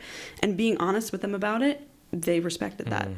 And it's funny that you say, you know, because I was nervous about gaining that respect of older employees. Like I think there's one trainer who specifically, like, he was my mentor years before, and then here I come to Hollywood and now I'm managing him, and we had the best relationship because I showed him the attention that he was missing from like past times. And so I just showed up for the team and the best way I possibly could, pushing them forward, helping them in every capacity, because that's what it means to be a manager. Yeah. And that's what it means to build a team, have that kind of energy.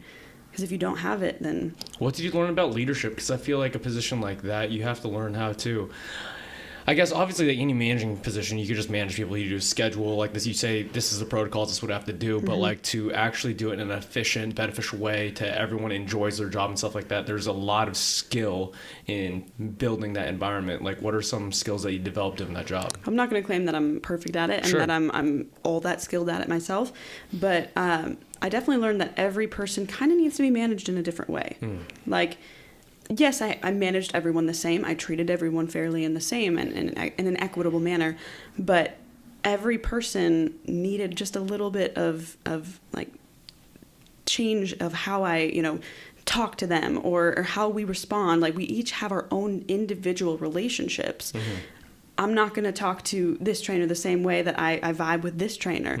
And having those individual relationships is what that team element is about, is how we create, meaning in those moments of like crucial conversations when I'm trying to inspire someone to, do more sessions, or I'm trying to inspire them to or motivate them to get a better paycheck. Or how do you motivate a trainer to do more floor hours? Because that was the biggest thing. Oh God, that's always a tough one. I mean, sometimes it literally came down to me walking around on the floor with them, showing them how this can be beneficial to them. So you had to do it as well, right? Yeah. Does it work? When they are shown the right way to do it, yeah. So we're talking about floor work, guys, and it happens at a lot of gyms to where, at least for me, when I did it at UCLA, it was kind of different because it was mostly students. And so they did listen sometimes. And mine was kind of loud. I had to wear a bright yellow shirt that said trainer, and I was now looking back at it, I was like, oh, that's so cringe. Yeah. But you're supposed to go up, just talk to members, and basically you find clients. If you see someone who's doing something incorrect, be like, hey, first free sessions on me. I'd love to show you how to do a deadlift properly. Yeah. And I hated it. Yeah. Well, what's crazy is that it's either about the long game or it's, you just immediately ask. I found success both ways. Okay. Sometimes I would just, vibe with someone right away, and I'm like, have you done your consult with us yet? And then immediately oh no, I haven't, or oh yeah, I have, or when was that? Just vibing with them, talking with them. Or I see them multiple times in the gym, and then eventually when I feel the moment's right, then it's you kind of already have a small relationship with them. It's it's kind of like a the relationship has to be there. Yeah. If it's not, why would they say yes? Why would they want to work with me? I mean, that's the point of the floor work that I don't understand. It's you just said that, what if they don't have a relationship? Most of the time you don't have a relationship. Yeah. You got to create it. And then you build that rapport. That's why you should be on the floor so many hours, because they just see you and are like, oh, I got to talk to Emily again. Yeah, exactly. Okay. And I mean, it's sometimes I don't even start with, hey, you're doing this technique a little differently. Can I help you with that? Sometimes it differently. says... She knows the sales words, guys. Yeah. You can't say you're doing this wrong. Can't say you're doing this wrong. That's hilarious. I might even start with, hey, those are some dope shoes. I love that brand. Wow. And then next time I see them, oh my God, new shoes. What happened to the Nobles? Whatever it is, building the rapport and getting to that place where we have a relationship. So then when I've got something of value to add into their routine, or, oh, I see them doing something differently. Is this an Equinox sales thing? Because I'm buying it right now. Right? This is good. I mean, I learned a lot through Equinox, of course. Well, I'm curious about the business model. Yeah. That's why I was asking. Yeah. Because it's a successful company. Yeah. Everyone sees it as valuable. It's seen as high end. People are willing to pay the price. Over $250 a month. But the thing is, I've experienced a lot of gyms that have a lot of things Equinox doesn't have that's a lot cheaper. You know, like I just went to Austin recently. I went to the Onnit gym, and it's like almost five times as big as like every Equinox out here, right? They have ice plunges. They have a huge sauna. They have like a recovery area where they have access to like all the types of vibrating foam rollers and Theraguns, and it's like 100. That's over at Studio City now too. Dope. Okay, Equinox doesn't have it. Sorry, guys. But it's only like $130 a month. It also depends on the market you're in. I know, but it's Texas. It is Texas. Good point. See, Emily's on this business grind right now, but it's just a very good model to base a lot of things on because it's so successful. It comes down to what value can I provide? Yeah. How can I make someone's life easier? How can I make a value in their life when it comes to, I mean, for Equinox, it's not just a gym. It's a lifestyle. Like that's their motto, right? Is that their motto? Yeah, okay. Yeah. Commit to something. It's not just fitness, it's life. Yeah. It's movement, nutrition, regeneration. Like they have added those values into their core model, into their core business. So when you think Equinox, you think those things. Like I want to be part of that. And community, of course. Yeah. Like some of the best group fitness classes ever. Like really? Oh yeah, yeah. I gotta go take. Yeah, you gotta take my class tomorrow morning, 6:30 a.m. I can't make that. I will definitely do it though. Yeah. That's so cool. What do you call it? What's the best part of being a personal trainer? And why do you continue to do it? I even had a moment today where I said to one of my clients, I was like, you know, I've been working now for about 6 weeks. You have? Or they have? I've been working with this client for about 6 weeks. You've been working with them for 6 weeks. So it's a newer client. Okay. And I said to her, I was like, you know, I don't know if you are seeing any changes, but today I feel a change. You feel it? I see, well, first of all, I see it. Okay. I see a difference. I see a difference in your physique. And two, these movements, you are taking ownership over them in a way that you haven't in past weeks. So what happens, right, with the body is you are building adaptations. You are building this neuromuscular adaptation of the brain sending signals to the muscle. Like if I've never done a squat before, it's not going to feel natural. And it's interesting. I've found with most of my clients, by week 5 of doing a program, that's when I see the change. That's when I see, like, I'm like, oh shit, you built the neuromuscular adaptation now.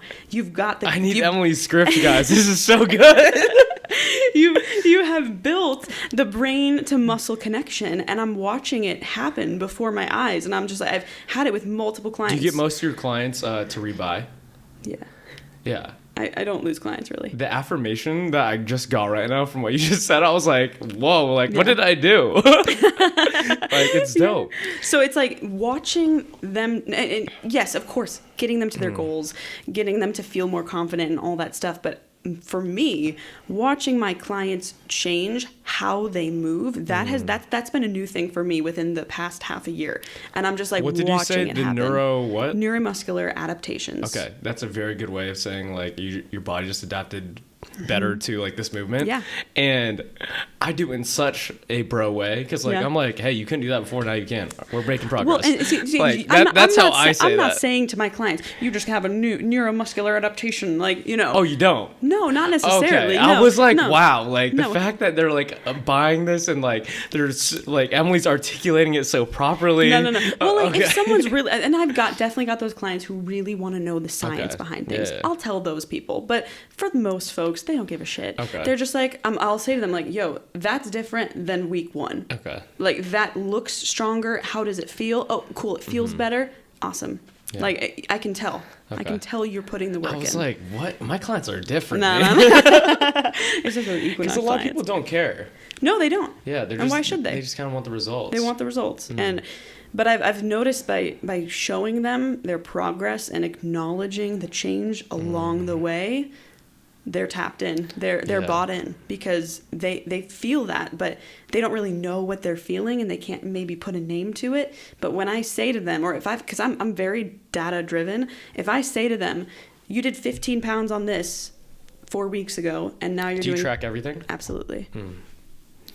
I don't know how I feel about that. That used to be religious to me, like tracking everything. And I did that for powerlifting, just tracking numbers and percentages. Yeah. But for the general public, I don't know if like that's the most beneficial. Just based on like what I've been doing at Nomad, and just like some clients that I've worked with, they're intimidated by numbers. I don't tell them. Oh, you don't tell them? Mm-mm. Okay.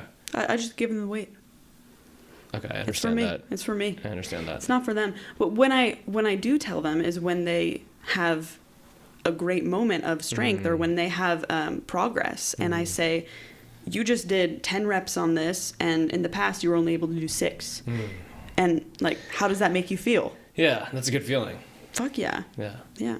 So what's your, if you had to describe your training regimen, your training style, because like every trainer has something unique about them that obviously people stay with you to, because they like the way you train. Right, like, how would you describe your training style? Well, I'm very personable. I'm talking about like actually the fitness part. The fitness part of it. Which you can talk about the personal part too. I will say that's part of it too. Okay. Like even as a manager, when I was like pairing up trainers and clients, I would have people tell me, I don't want someone who talks a lot. I'm not that person, because I want to connect with my clients. Sure. I want to hear about their lives. I want to have that connection. Really? And Someone share. would say that? Yeah, some people say that. I don't know if I would love that too, just because like even if I was a client wanting a personal trainer, you're going to see this person multiple times a week. Why would you not want to talk to them? Yes, and I think that grows over time. Okay. But I think that some people, they might have this idea of, if I have a talkative personal trainer, we ain't getting shit done. We're not doing anything. We're not going to actually get a workout in. So valid point. So I understand that point, but I mean, for me, I do have that connection. I have that relatability with all my clients. I find a connection point with every single one of them. And I remember, what are they doing for their weekend? I remember, what did they do last night? And I have that first moment of the ask of, how is your body feeling? What are you feeling now today? Do you write notes on that stuff too? No, not necessarily. Okay. I mean, only when it's necessary, or like if someone's feeling some back pain or something, I'm like, okay, I want to work on that a little bit. But that's how I start every single one of my sessions. I'm talking about like characteristics, like kids' birthdays, or like this and that. No, I don't need to. I have a good memory, so I kind of remember all that. But yeah, I can understand why some people might. When I first started and getting to know people's names in the gym, like when I was doing floor hours, I would write down everyone's name and a characteristic about them. So I knew the second time I saw them, if I didn't remember their name straight out, I would run away real quick. Okay, what was their name? I wrote it down. Okay, I think that's why you and me did really good initially in F45. I knew everyone's name in F45. Absolutely. And the amount of coaches who didn't know half the people's names was a lot. You know what? You know where I got that from? When I used to teach kids dance classes. If I didn't remember a kid's name, immediate tantrum. Yeah. Immediate tantrum. Oh, like the kids would be... Yeah, the kids would be pissed. Yeah. And that's the true feelings of people. Yeah. Dang. Visceral reaction right there. Yeah. Oh my God. And a lot of people just say they're not good with names, and I was like, yo, it's a learned skill. Oh, why would I be good at names unless I practice it? Yeah. It's a learned skill. A lot of people are just like, I suck with names. And are you trying though? Like, are you doing the work to be better at it? So some people, so I'm pretty mean about it sometimes now. I don't mean to be. When people say they're bad at names, I'm just like, why? Are you just saying that, or have you never really tried to be good at names? And they're like, oh. I'm just like, all it is I think it's a fair question. Like, so there's this guy named Jim Quick. Have you heard of him? He has this company called Quick Learning. Okay. And he had this one seminar where I think the first 2 or 3 rows stood up, and he asked everyone to tell him their first name. And everyone, I think it had to be around 50 people. And everyone said their first name. Okay. And he repeated every single body's first name back. Yeah. And I was like, that's a superpower. And... Wild, right? Wild. 50, probably around there. Yeah. Anywhere between 30 and 50. But this reminded me of like acting exercises. I was mind blown. Yeah. Mind blown. And I was like, this is a skill that can be learned. Yeah. And because, for example, I was like, Emily, if I give you $1 million, will you remember my friend Tyler? Yeah, you bet I will. 100%. 100%. You'll know. Why would I not? It's there. Easy money. Easy money. Easy money. Easy money. And so, like, you tell anyone that, they'll remember the name. Yeah. Yeah. So it's learnable. Like, you had the motivation to do it. For you, it was your job. You're like, if I get good at this, if I know all these members, like, there's a higher percentage that they sign. They're going to come back. They're going to, get a membership. They're going to come back to my class. They're going to feel welcome. They're going to see more results. What is the craziest experience that you've, experienced in the gym? I mean, you want to talk about injury? I saw a guy once have a band on his foot that snapped in his face. Craziest experience. A band? What do you mean a band? He just had a stupid because there's also those gym fail things, that you've seen. Have you seen any of those? Oh yeah. That's what the first one I mean. I had someone who had a band wrapped around his foot, and he was like picking up his leg, and then all of a sudden the band just like snaps off of his foot. Hits him in the face. In the eye, and ambulance shows up. What? Scratched his eye. Everything. Are you serious? Oh yeah. That was fun as a manager. I did have a homeless guy once come into the office and like lock himself in the office. Oh. I was not there that day, but I got all the details about it because it was in my office. Yeah. Sure. Yeah. I'm trying to think anything else funny that crazy happened. No. I mean, have you ever? I've had clients fall, and that's terrifying. I had one client, we were doing step-ups and not even box jumps. I barely ever make people do box jumps. Well, usually most of my clients are injured anyways. So she was doing step-ups and she just missed like the floor. She underestimated where the floor was at. Depth perception wasn't there, whatever it was. Yeah. And she completely fell back on her back. And then like cut to 2 weeks later, I'm like, do you want to do step-ups? And she was like, Emily, I think that the step-ups hurt you more than it hurt me. And I was like, you're absolutely right. Because I'm scared. I'm scared. Did she do it? Oh, fuck yeah, she did. She was fierce. She was not hurt. She was not injured at all. But I was just like, oh my God, I just killed my client. Like, I was worried. There's a client at Helix where me and Emily coach at. I teach Monday leg days and Emily teaches. Friday, upper body. Okay, Friday, upper body. And there's this new client that came back and she said she broke a rib from doing step-ups at Helix when it first opened, and they fell, and like Zach witnessed it, but like she didn't know, and she went to the doctor, and it's the first time she's came back, and so she hasn't told anybody. And I was just like, are you okay? Step-ups, who'd have thought? But she's also like, I'm never doing step-ups again. Just letting you know. Yeah. And I was like, okay, honestly, it makes sense. Fair. I was like, that's fair too. Oh my God, yeah. I saved a guy's life one time in the gym. I don't know if it was actually true, but he was benching. Okay. And he went to his neck, right? And he was like, Yeah. And so I literally straddled this man, and he's probably like, he's fit. Like, how much was the weight though? Probably like 275. Okay. 275, but he's like probably 6 foot. He's a pretty built guy. Yeah. I lifted it up off him, I racked it, and like he acted like nothing happened. Yeah. Like he didn't say thank you. He just continued to move. I was like, whoa. Were you serious? Well, I mean, I was like, bro. More power to him. You know what? That would have terrified me. I probably would have never benched again. Never benched again. Yeah. Did you see the guy who died from squatting? I did. That's scary. Very scary. 2 years old, 23 years old. Terrifying, yeah. Do you ever think about, like, with our intensity level of powerlifting, do you ever think, like, what am I doing to my body? No. You don't? No. Do you? Oh, yeah. So yesterday, like, I was hiking up Mount Baldy, and like, there was this section where you make a step and you could like fall to your death. Right? But a fellow coach of mine asked me like about it, and I was like, oh, I didn't even think about it. I don't even think about it for the powerlifting too. Yeah. I don't know if that's healthy. I think it can be, because like you're just trying to get good or staying in the moment. If you do something bad, like if you're squatting 400 pounds and you think about what it's doing to your body mid 400 pounds. Oh yeah, no. Like, that's not a good look. Like, you have to be like, oh, this is going up. Yeah, you gotta. Otherwise it's going down. You know? Yeah. I mean, I definitely have clients, especially now after powerlifting. I think a lot of them got inspired.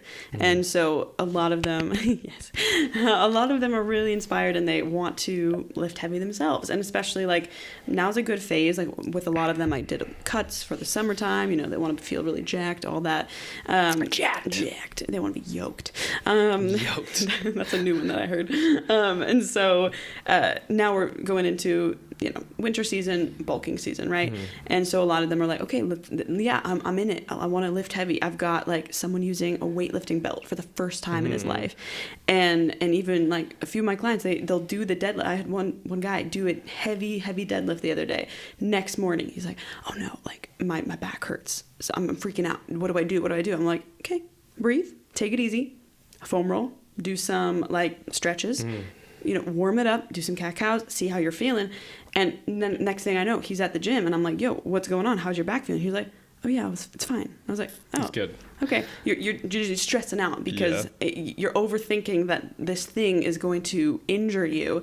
And I'm like, trust me, like your form is solid, man. It's good. Like it's hard to be injured. It's yeah. I had this one client recently. He's relatively new. I think I've been working with him for 7 months. And I think week 2, he calls me. Yeah. And he's freaking out. He's like, my back hurts. My hamstrings. I think I need to go to the doctor. I was like, bro, it's normal. Like, you haven't worked out in 3 years. Yeah. Like, you are going to hurt. Well, and then this brings out another point of like, how do we know as trainers when someone is injured or when it's close to injury or they're pushing themselves and the muscle is working? I always assume for the better. I'm just optimistic. You know, it depends on the person, I'd say, for me. Yeah. Depends on the person. Okay. Yeah. Because, you know, like... It does depend on the person. Some people just like to whine and bitch and moan, and, you know, I'm like, yeah, you're fine. Dust off, you'll be fine. That is like, a lot of people are like, what are the purpose of trainers? I have a lot of friends like, yo, like, I don't need one. I'm like, okay. But the thing Everybody is, needs a as trainer. trainers, like, we also have trainers. Yes. Like, the amount of stuff that I've learned from this program, from this crazy trainer guy is insane. I had a trainer for Olympic lifting. Yeah. And it speeds up your learning curve. And it could be from anything, like basic fitness to a specific fitness. And the one thing that I really thought about is like doctors get paid millions of dollars to fix people's bodies. What if they never need to be fixed? Dude, this is the whole thing. Like, and I was like, health is wealth. Come on. You're paying for preventative health. Yeah. I mean, preventative disaster, I guess. Like, if you never need to be fixed, if you don't need surgery to, like, fix your body when you're 50, 60, 70. Can we talk about the bone density that you create with muscle, like, with osteoporosis strength training? is a thing, guys. Especially for women. Like, if you are over 40 as a woman, start strength training. If you haven't yet, go do it now. Do it now, please. Mom. Mrs. Matt, go work out. Cynthia. What are you most excited for in your life right now? I'm taking acting classes again. Are you? I am. Can you explain? I've had a few actors on and they'll talk to me about like their experience with acting classes. What goes on in an acting class? I mean, dude, it's been a while. So are you in it right now? No, I'm about to be. I just audited a class. Audited meaning? Meaning I just witnessed one. So I went to a studio that looked interesting. It's a guy who went to Yale, which my professor in college was from Yale, or studied at Yale. So I'm like, okay, I think this is going to be a good methodology. Like, you know, seems like good terms and like a good community and is exactly what I'm looking for. So audited the class and so I just signed up. That's all I've done so far. Okay. That's all I've done. Signing up's the first step. I know, right? Like, I mean, well, so you've known me now, and you've known me in my manager years, and now I've recently stepped down. So now I'm just doing training, and I've been having a lot less stress, though, right? Way less stress. Yeah. Oh my god, I love. You just focus on your clients. Oh, it's so nice, and I feel fulfilled changing people's lives again. You know. Anywho, it's a selfish feeling. It kind of is. It's super selfish. But it is and it isn't, though, because, again, it's someone else. It's someone else is changing for the better. But I feel like I feel better than they do. Maybe. Like, when one of my clients' goal was to break a certain weight, right? To hit this certain number on the scale. And he did it. Yeah. And it was a lot. It was probably like a 20, 30 pound difference. Good for him. And I was like, fuck yeah, let's go, dude. Let's celebrate. And he was like, bro, chill. Like, why are you so excited? And I was like, dude, Why aren't you excited? He's like, we still got more to go. And I was But like, yeah. you know what? That's what I love though too, is like when they still want to keep going. Like they know that this is now a lifestyle change. This is not just I hit this goal, cool, I'm done. No, when they have bought into it so much, they've seen how it changes their life, how it changes every aspect of it, how they move, how they sleep, how they interact with people, like, boom. Yeah. It's the coolest thing when, I guess I experienced it too, like when your friends are like, oh, you look better. They don't say that, like, oh, you look great. And you know it's because you've been putting that effort in the gym. You're like, you've been... Hey, dude, your chest looks really good. I was like, thanks, man. And then in my head, I was like, dang, I've been bench pressing 3 times a week. Yeah, I was like, fuck yeah, it's working. Yeah. But like in your head, you're like, this shit doesn't work. Right. Like, you're like... Because you don't see the changes. You don't see the changes. When someone sees you after like 2-3 months, then you've been doing this, they're like, they will notice, but you don't see it in the mirror every single day. Yeah. Yeah. Yeah. So back to the training point, like, how would you say your style is in terms of... I wanted to get to, like, is it bodybuilding? Is it powerlifting? Are you doing, like, some dance in there? Like, what type of movements would you say most of your clients, or what you instruct most of your clients to do? I mean, it's got to encompass almost everything. Everything, yeah. Because every single person's different, and every program I write for someone is tailored to them. So... there might be levels of dance in there with like how I stretch people. There might be levels of bodybuilding and how I create rep schemes for someone who really wants to have aesthetics goals. Then there might be powerlifting moves in there for someone who really wants to get stronger, right? Yeah. So, and every client might have different phases with each of those elements. So... And I think that that's the important, to have that level of variability to your training, because if you are stuck in one realm forever, you're going to plateau. And you're more prone to injury then that way too. You have to change that probability, and then that's also going to create more adaptations and more changes in your body. So I'm kind of bro standard with my lifts. Like, I want to see you deadlift, I want to see you bench, or like dumbbell bench. Unless... What do you do when a client says like, I don't want to do that? I usually ask them why. Okay. I usually ask them why. And if they have a valid reason or concern, I'll let it slide. But eventually, if it's something that I know they need, I'll slip it in little ways. Yeah. And they don't even know it. Like, I'm trying to think the last time that happened. Someone who didn't want to do cardiovascular work. They did not want to do cardio. Okay, no problem. I've got them doing ball slams. It's resistance training. They don't even know it. They don't even know it's cardio. They don't even think about the fact that it's cardio. Or I've got them doing walking lunges. Yeah. And yes, of course, it's resistance training if they're holding weights, but their heart rate is up. Yeah. So I've got ways of sneaking in the things that people need, even if they don't want to do it, without them getting butthurt about it. Yeah. One thing I've always admired about you is like you really are good at like solving the problem. So for you, it's like, I want this, and these are the problems that I need to get there. Like, you usually solve the problems. Yeah. And I feel like that's why you've had so much success as like a trainer at a relative young age and managing like a big gym. Where does that come from? Because there's a lot of people who like stay in the same field, the same position in, I guess we'll just broaden it into life, you know, and they stay there for a long time, and it takes them from wanting to be a personal trainer to being a trainer maybe like 8 years down the road. Yeah. And like, our trajectory in the last like 3 years has been insane. Yeah, I agree. You know, and I think it's just because we're solving so many problems on a day-to-day basis. Yeah. And it's just an extravagant amount of growth. But like, where does that come from for you? I think one part of it is I can get bored easily. Okay. So I want to find new things. I want a fresh take. And 2, I'm never satisfied. I feel like I'm always searching for the next best thing that's going to push me further, that I'm going to grow from, that I'm going to learn from, because I'm not satisfied standing still. And I sometimes wonder, like, at what point do I stop? Like, at what point? But because there was a big you know how we were talking about transitions, and just like for you, I remember talking about acting maybe a year ago. And it was off the table. And you're like, yeah, I don't know. And then you're talking about it in such a different light right now. And I was like, this is the problem that I'm going to solve. Like, I hear it in your voice versus like last year, it was not in this connotation. And you're so confident with it now. You're like, oh, I'm going to do it. Yeah. I'm taking the actions to solve this problem. I think, it comes out of, I wasn't satisfied. Yeah. And I think a part of me was almost because lying to you myself. You also got before. to a point now that's very comfortable too. Yeah. Like you're not working at a grocery store anymore. You are working at one of the most elite gyms in LA, you know, and you're like, oh, what's next? What's now? What do I do? I think, well, there's always like, I feel most people have an internal dream that they are wanting to achieve, that they're chasing after.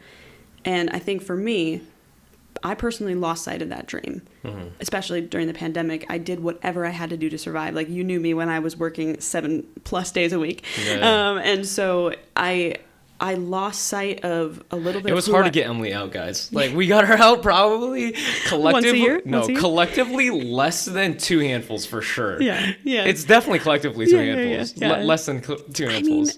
But I really prioritize sleep. I prioritize my recovery, and because I know that I can't show up as the best version of myself if I'm not sleeping. At least I can feel bad about my sleep patterns, guys. What is it going to be, 1 hour tonight? No. So less than 5 for sure. Oh God. We'll probably meet 2 tonight. Yeah. I mean, I lost sight of what it was that I was chasing after. And what is that?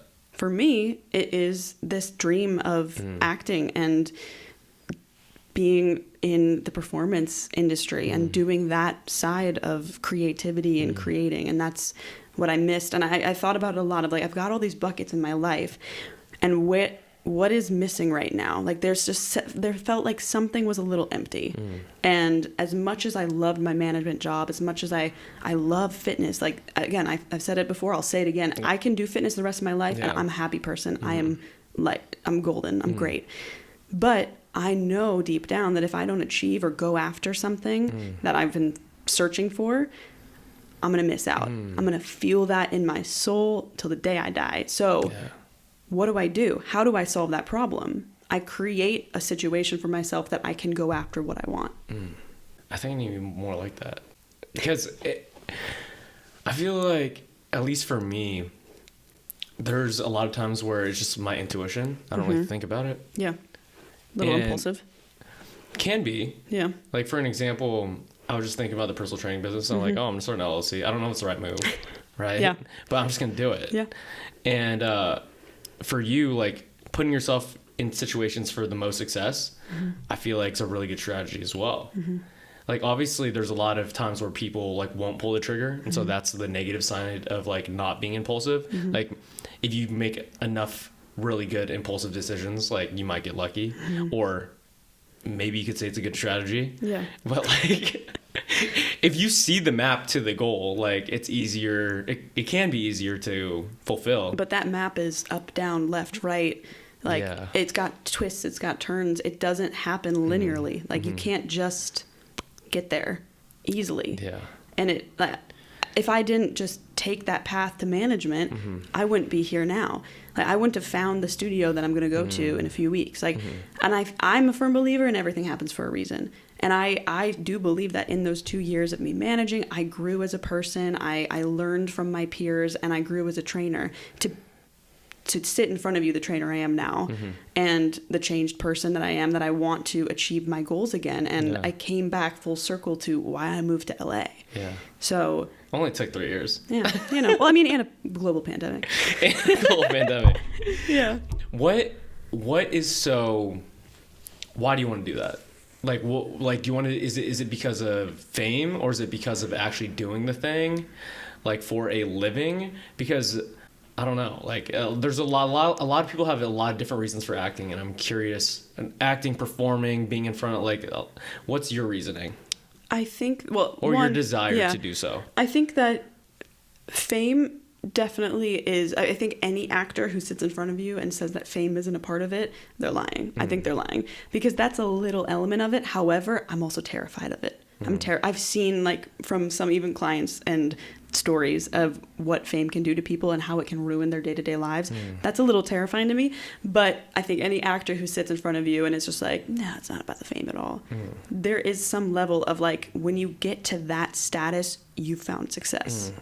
But for me, I think it goes back to what we just talked about of if you are wanting to experience something and it's not in your day-to-day life, how do I experience that on a different level in a safe manner? Like, how do I experience these emotions and find this creative outlet to filter through these emotions? Yeah. And then beyond that, how do those things, or how does this performance, how does this character shape and mold somebody else? What does someone else take from my performance in this role? How does someone, shift their lives based off of what they're watching, what they're experiencing? That's kind of similar to training when you describe it that way. It absolutely is. Yeah, it's because like this person's lifestyle is being changed by the performance I'm giving them or instructing them to do, and it's very imprinting. I don't know if that's a word. Like no, I know what you mean. Yeah. Like they're affected a lot by it. Yeah. What are some movies that have like imprinted you like pretty heavily? Oh, I don't know about movies so much as like musicals probably. Okay. What are some musicals? So many. I think one of the first ones might have been like South Pacific or any honestly any Rodgers and Hammerstein show. Dang, I cannot relate. Yeah, I don't know who that is. They're like classic musical theater, like the originals. Okay. Like when you think about like not pop music, it's like classical musical theater. Okay. Some of those messages for me, it was just like chasing love almost. Like Carousel. Just these raw moments of emotion and vulnerability that I would see portrayed on stage. And those like just hit in the center of my soul. And I'm like, I want to do that. I want to be that person, either up there on that stage or now it's on that screen. I think a recent one when it comes to television is probably Euphoria and watching just the high school experience. Yeah. I didn't watch all of Euphoria. Oh, wild. Is it good? Crazy. Yeah. I'll check it out. Yeah. As someone who's not a drug user. Yeah. Crazy. But like, I mean, I was kind of shocked when you said that.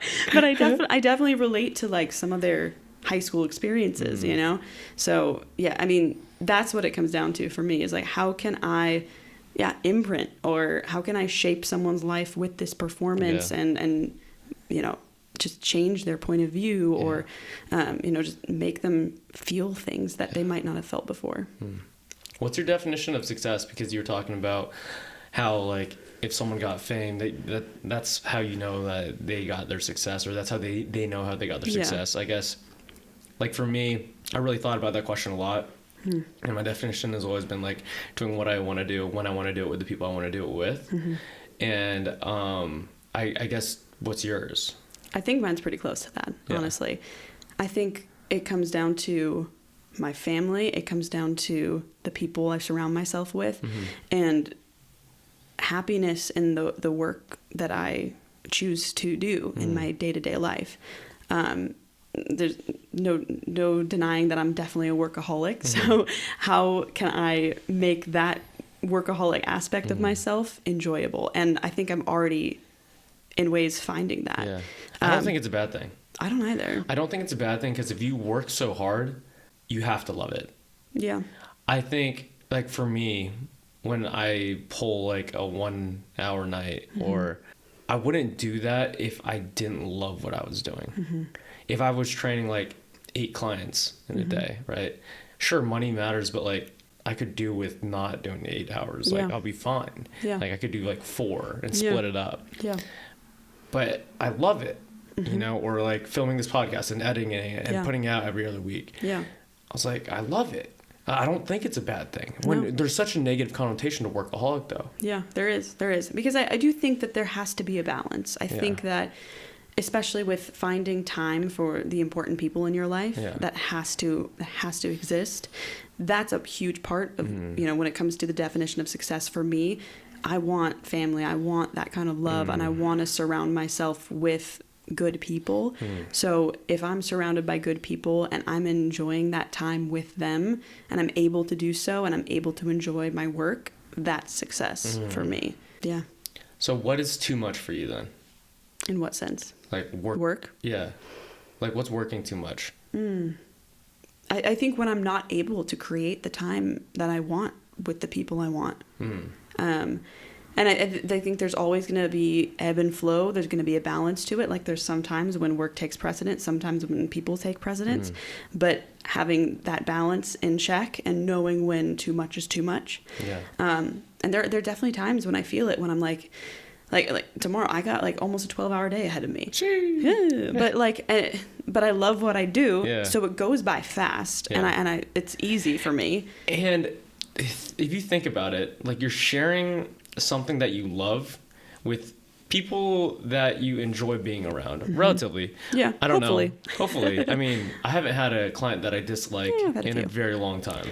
Yeah. Like mine's probably been since I was like 20. Yeah. You got those few every now and then, but most of them. It's like you have to still talk to them and have an enjoyable conversation. Yeah. What are things you're trying to get good at right now?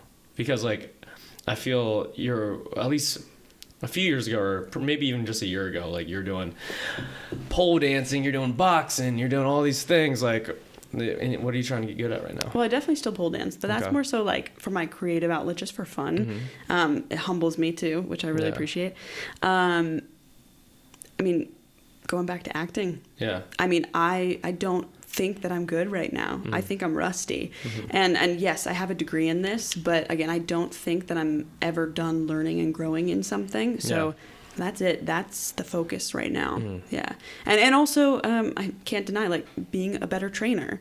Like, I just did that kettlebell certification course. And like, that was so enriching. The amount of things I learned and grew in that.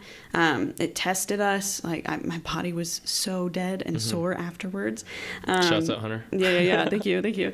My hips are still feeling it. How can I be a better actor? How can I be a better trainer? And also just how can I show up better in my relationships as well?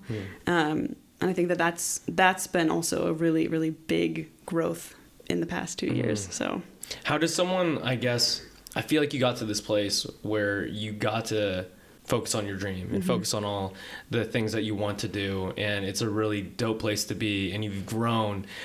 For someone out there who is lost, who is still working that grocery store job, who is like wanting to be an actor but doesn't have the ability to pursue it because they are financially held down, right? Like, what's your advice to them? Well, for one, if it's a financial thing, got a budget and figure out what it is that you can do to put that money aside to start saving so that you can go take the acting classes. You can go start getting to those auditions. That is like number one. I'm always very, very financially conscious. Like I don't live paycheck to paycheck anymore. And when I first moved to LA, like I said, I barely had a penny to my name. And I just saved and saved and saved, and learning to live below your means, huge. That's how all millionaires live. Like they don't still. Yeah. They don't buy things that they can't afford. So that's when it comes to financial situations, that's number one.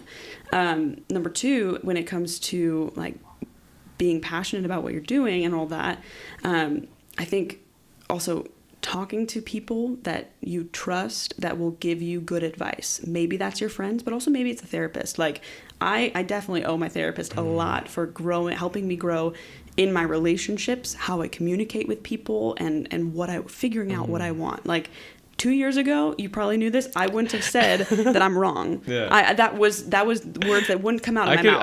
I could vouch for Emily for sure.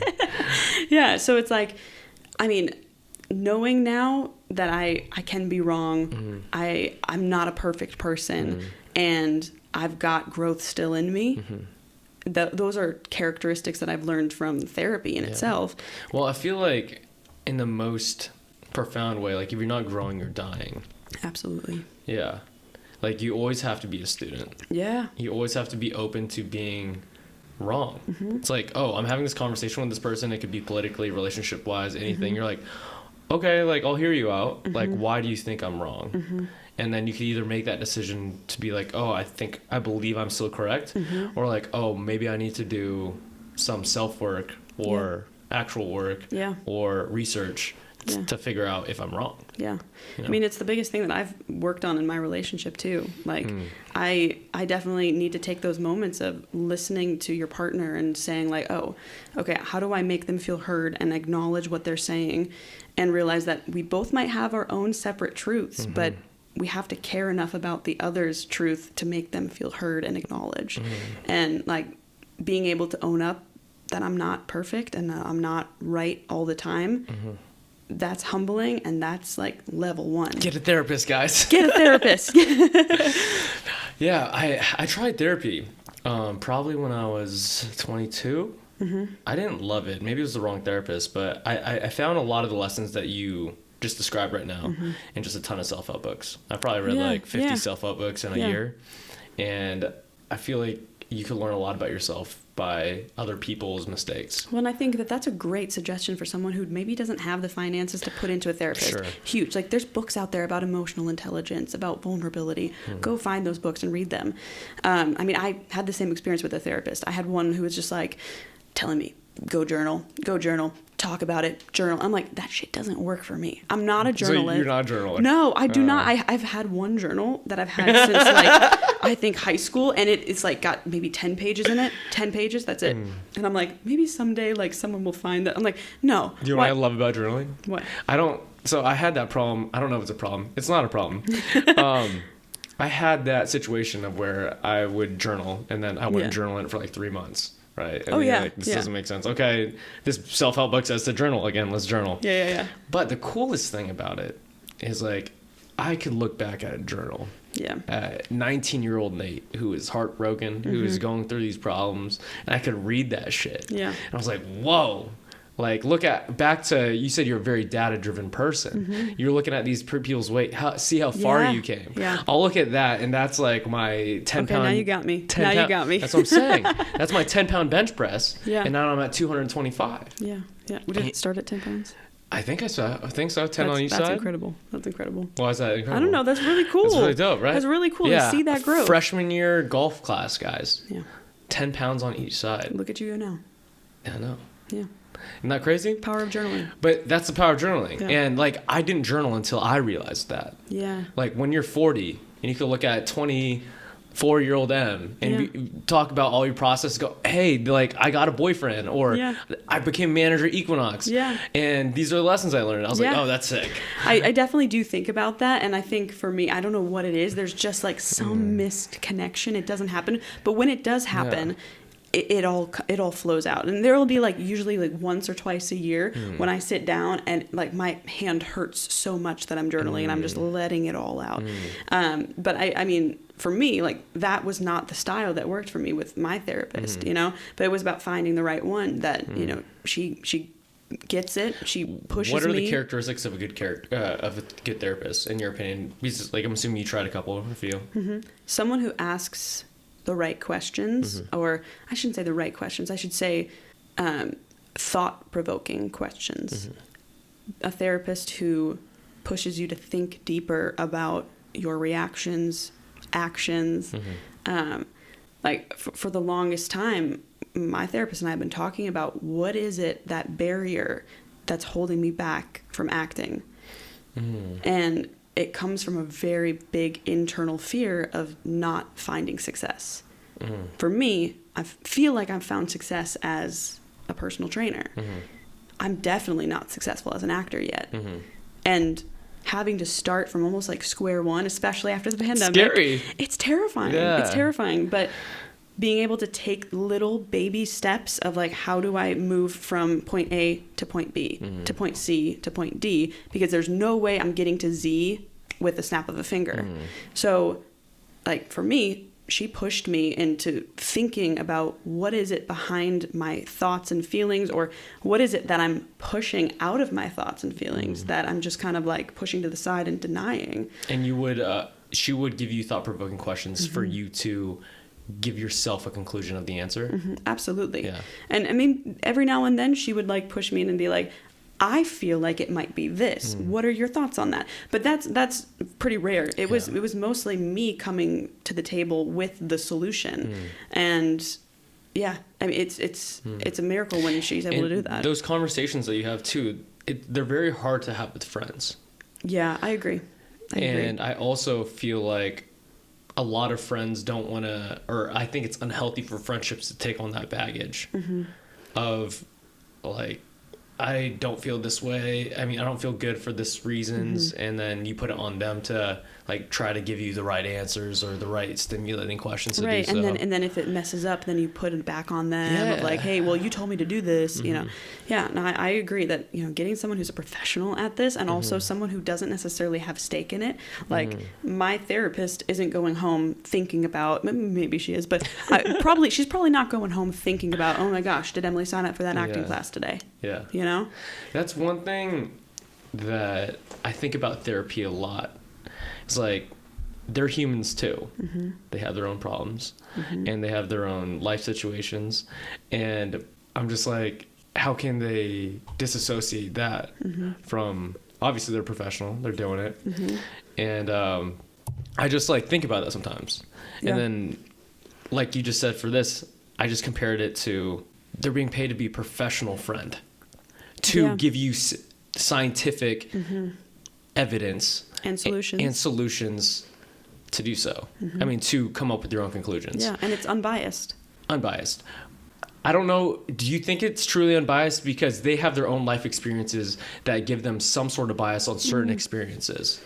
I think that's fair, but I think the ideal therapist is someone who puts their own bias out the window, that puts their own... I just don't think some can get totally out. Oh, for sure. Yeah. I agree with that. I think the ideal situation is that they're not doing that, right? They're not letting their own life experiences cloud them from what is the information being presented in front of them.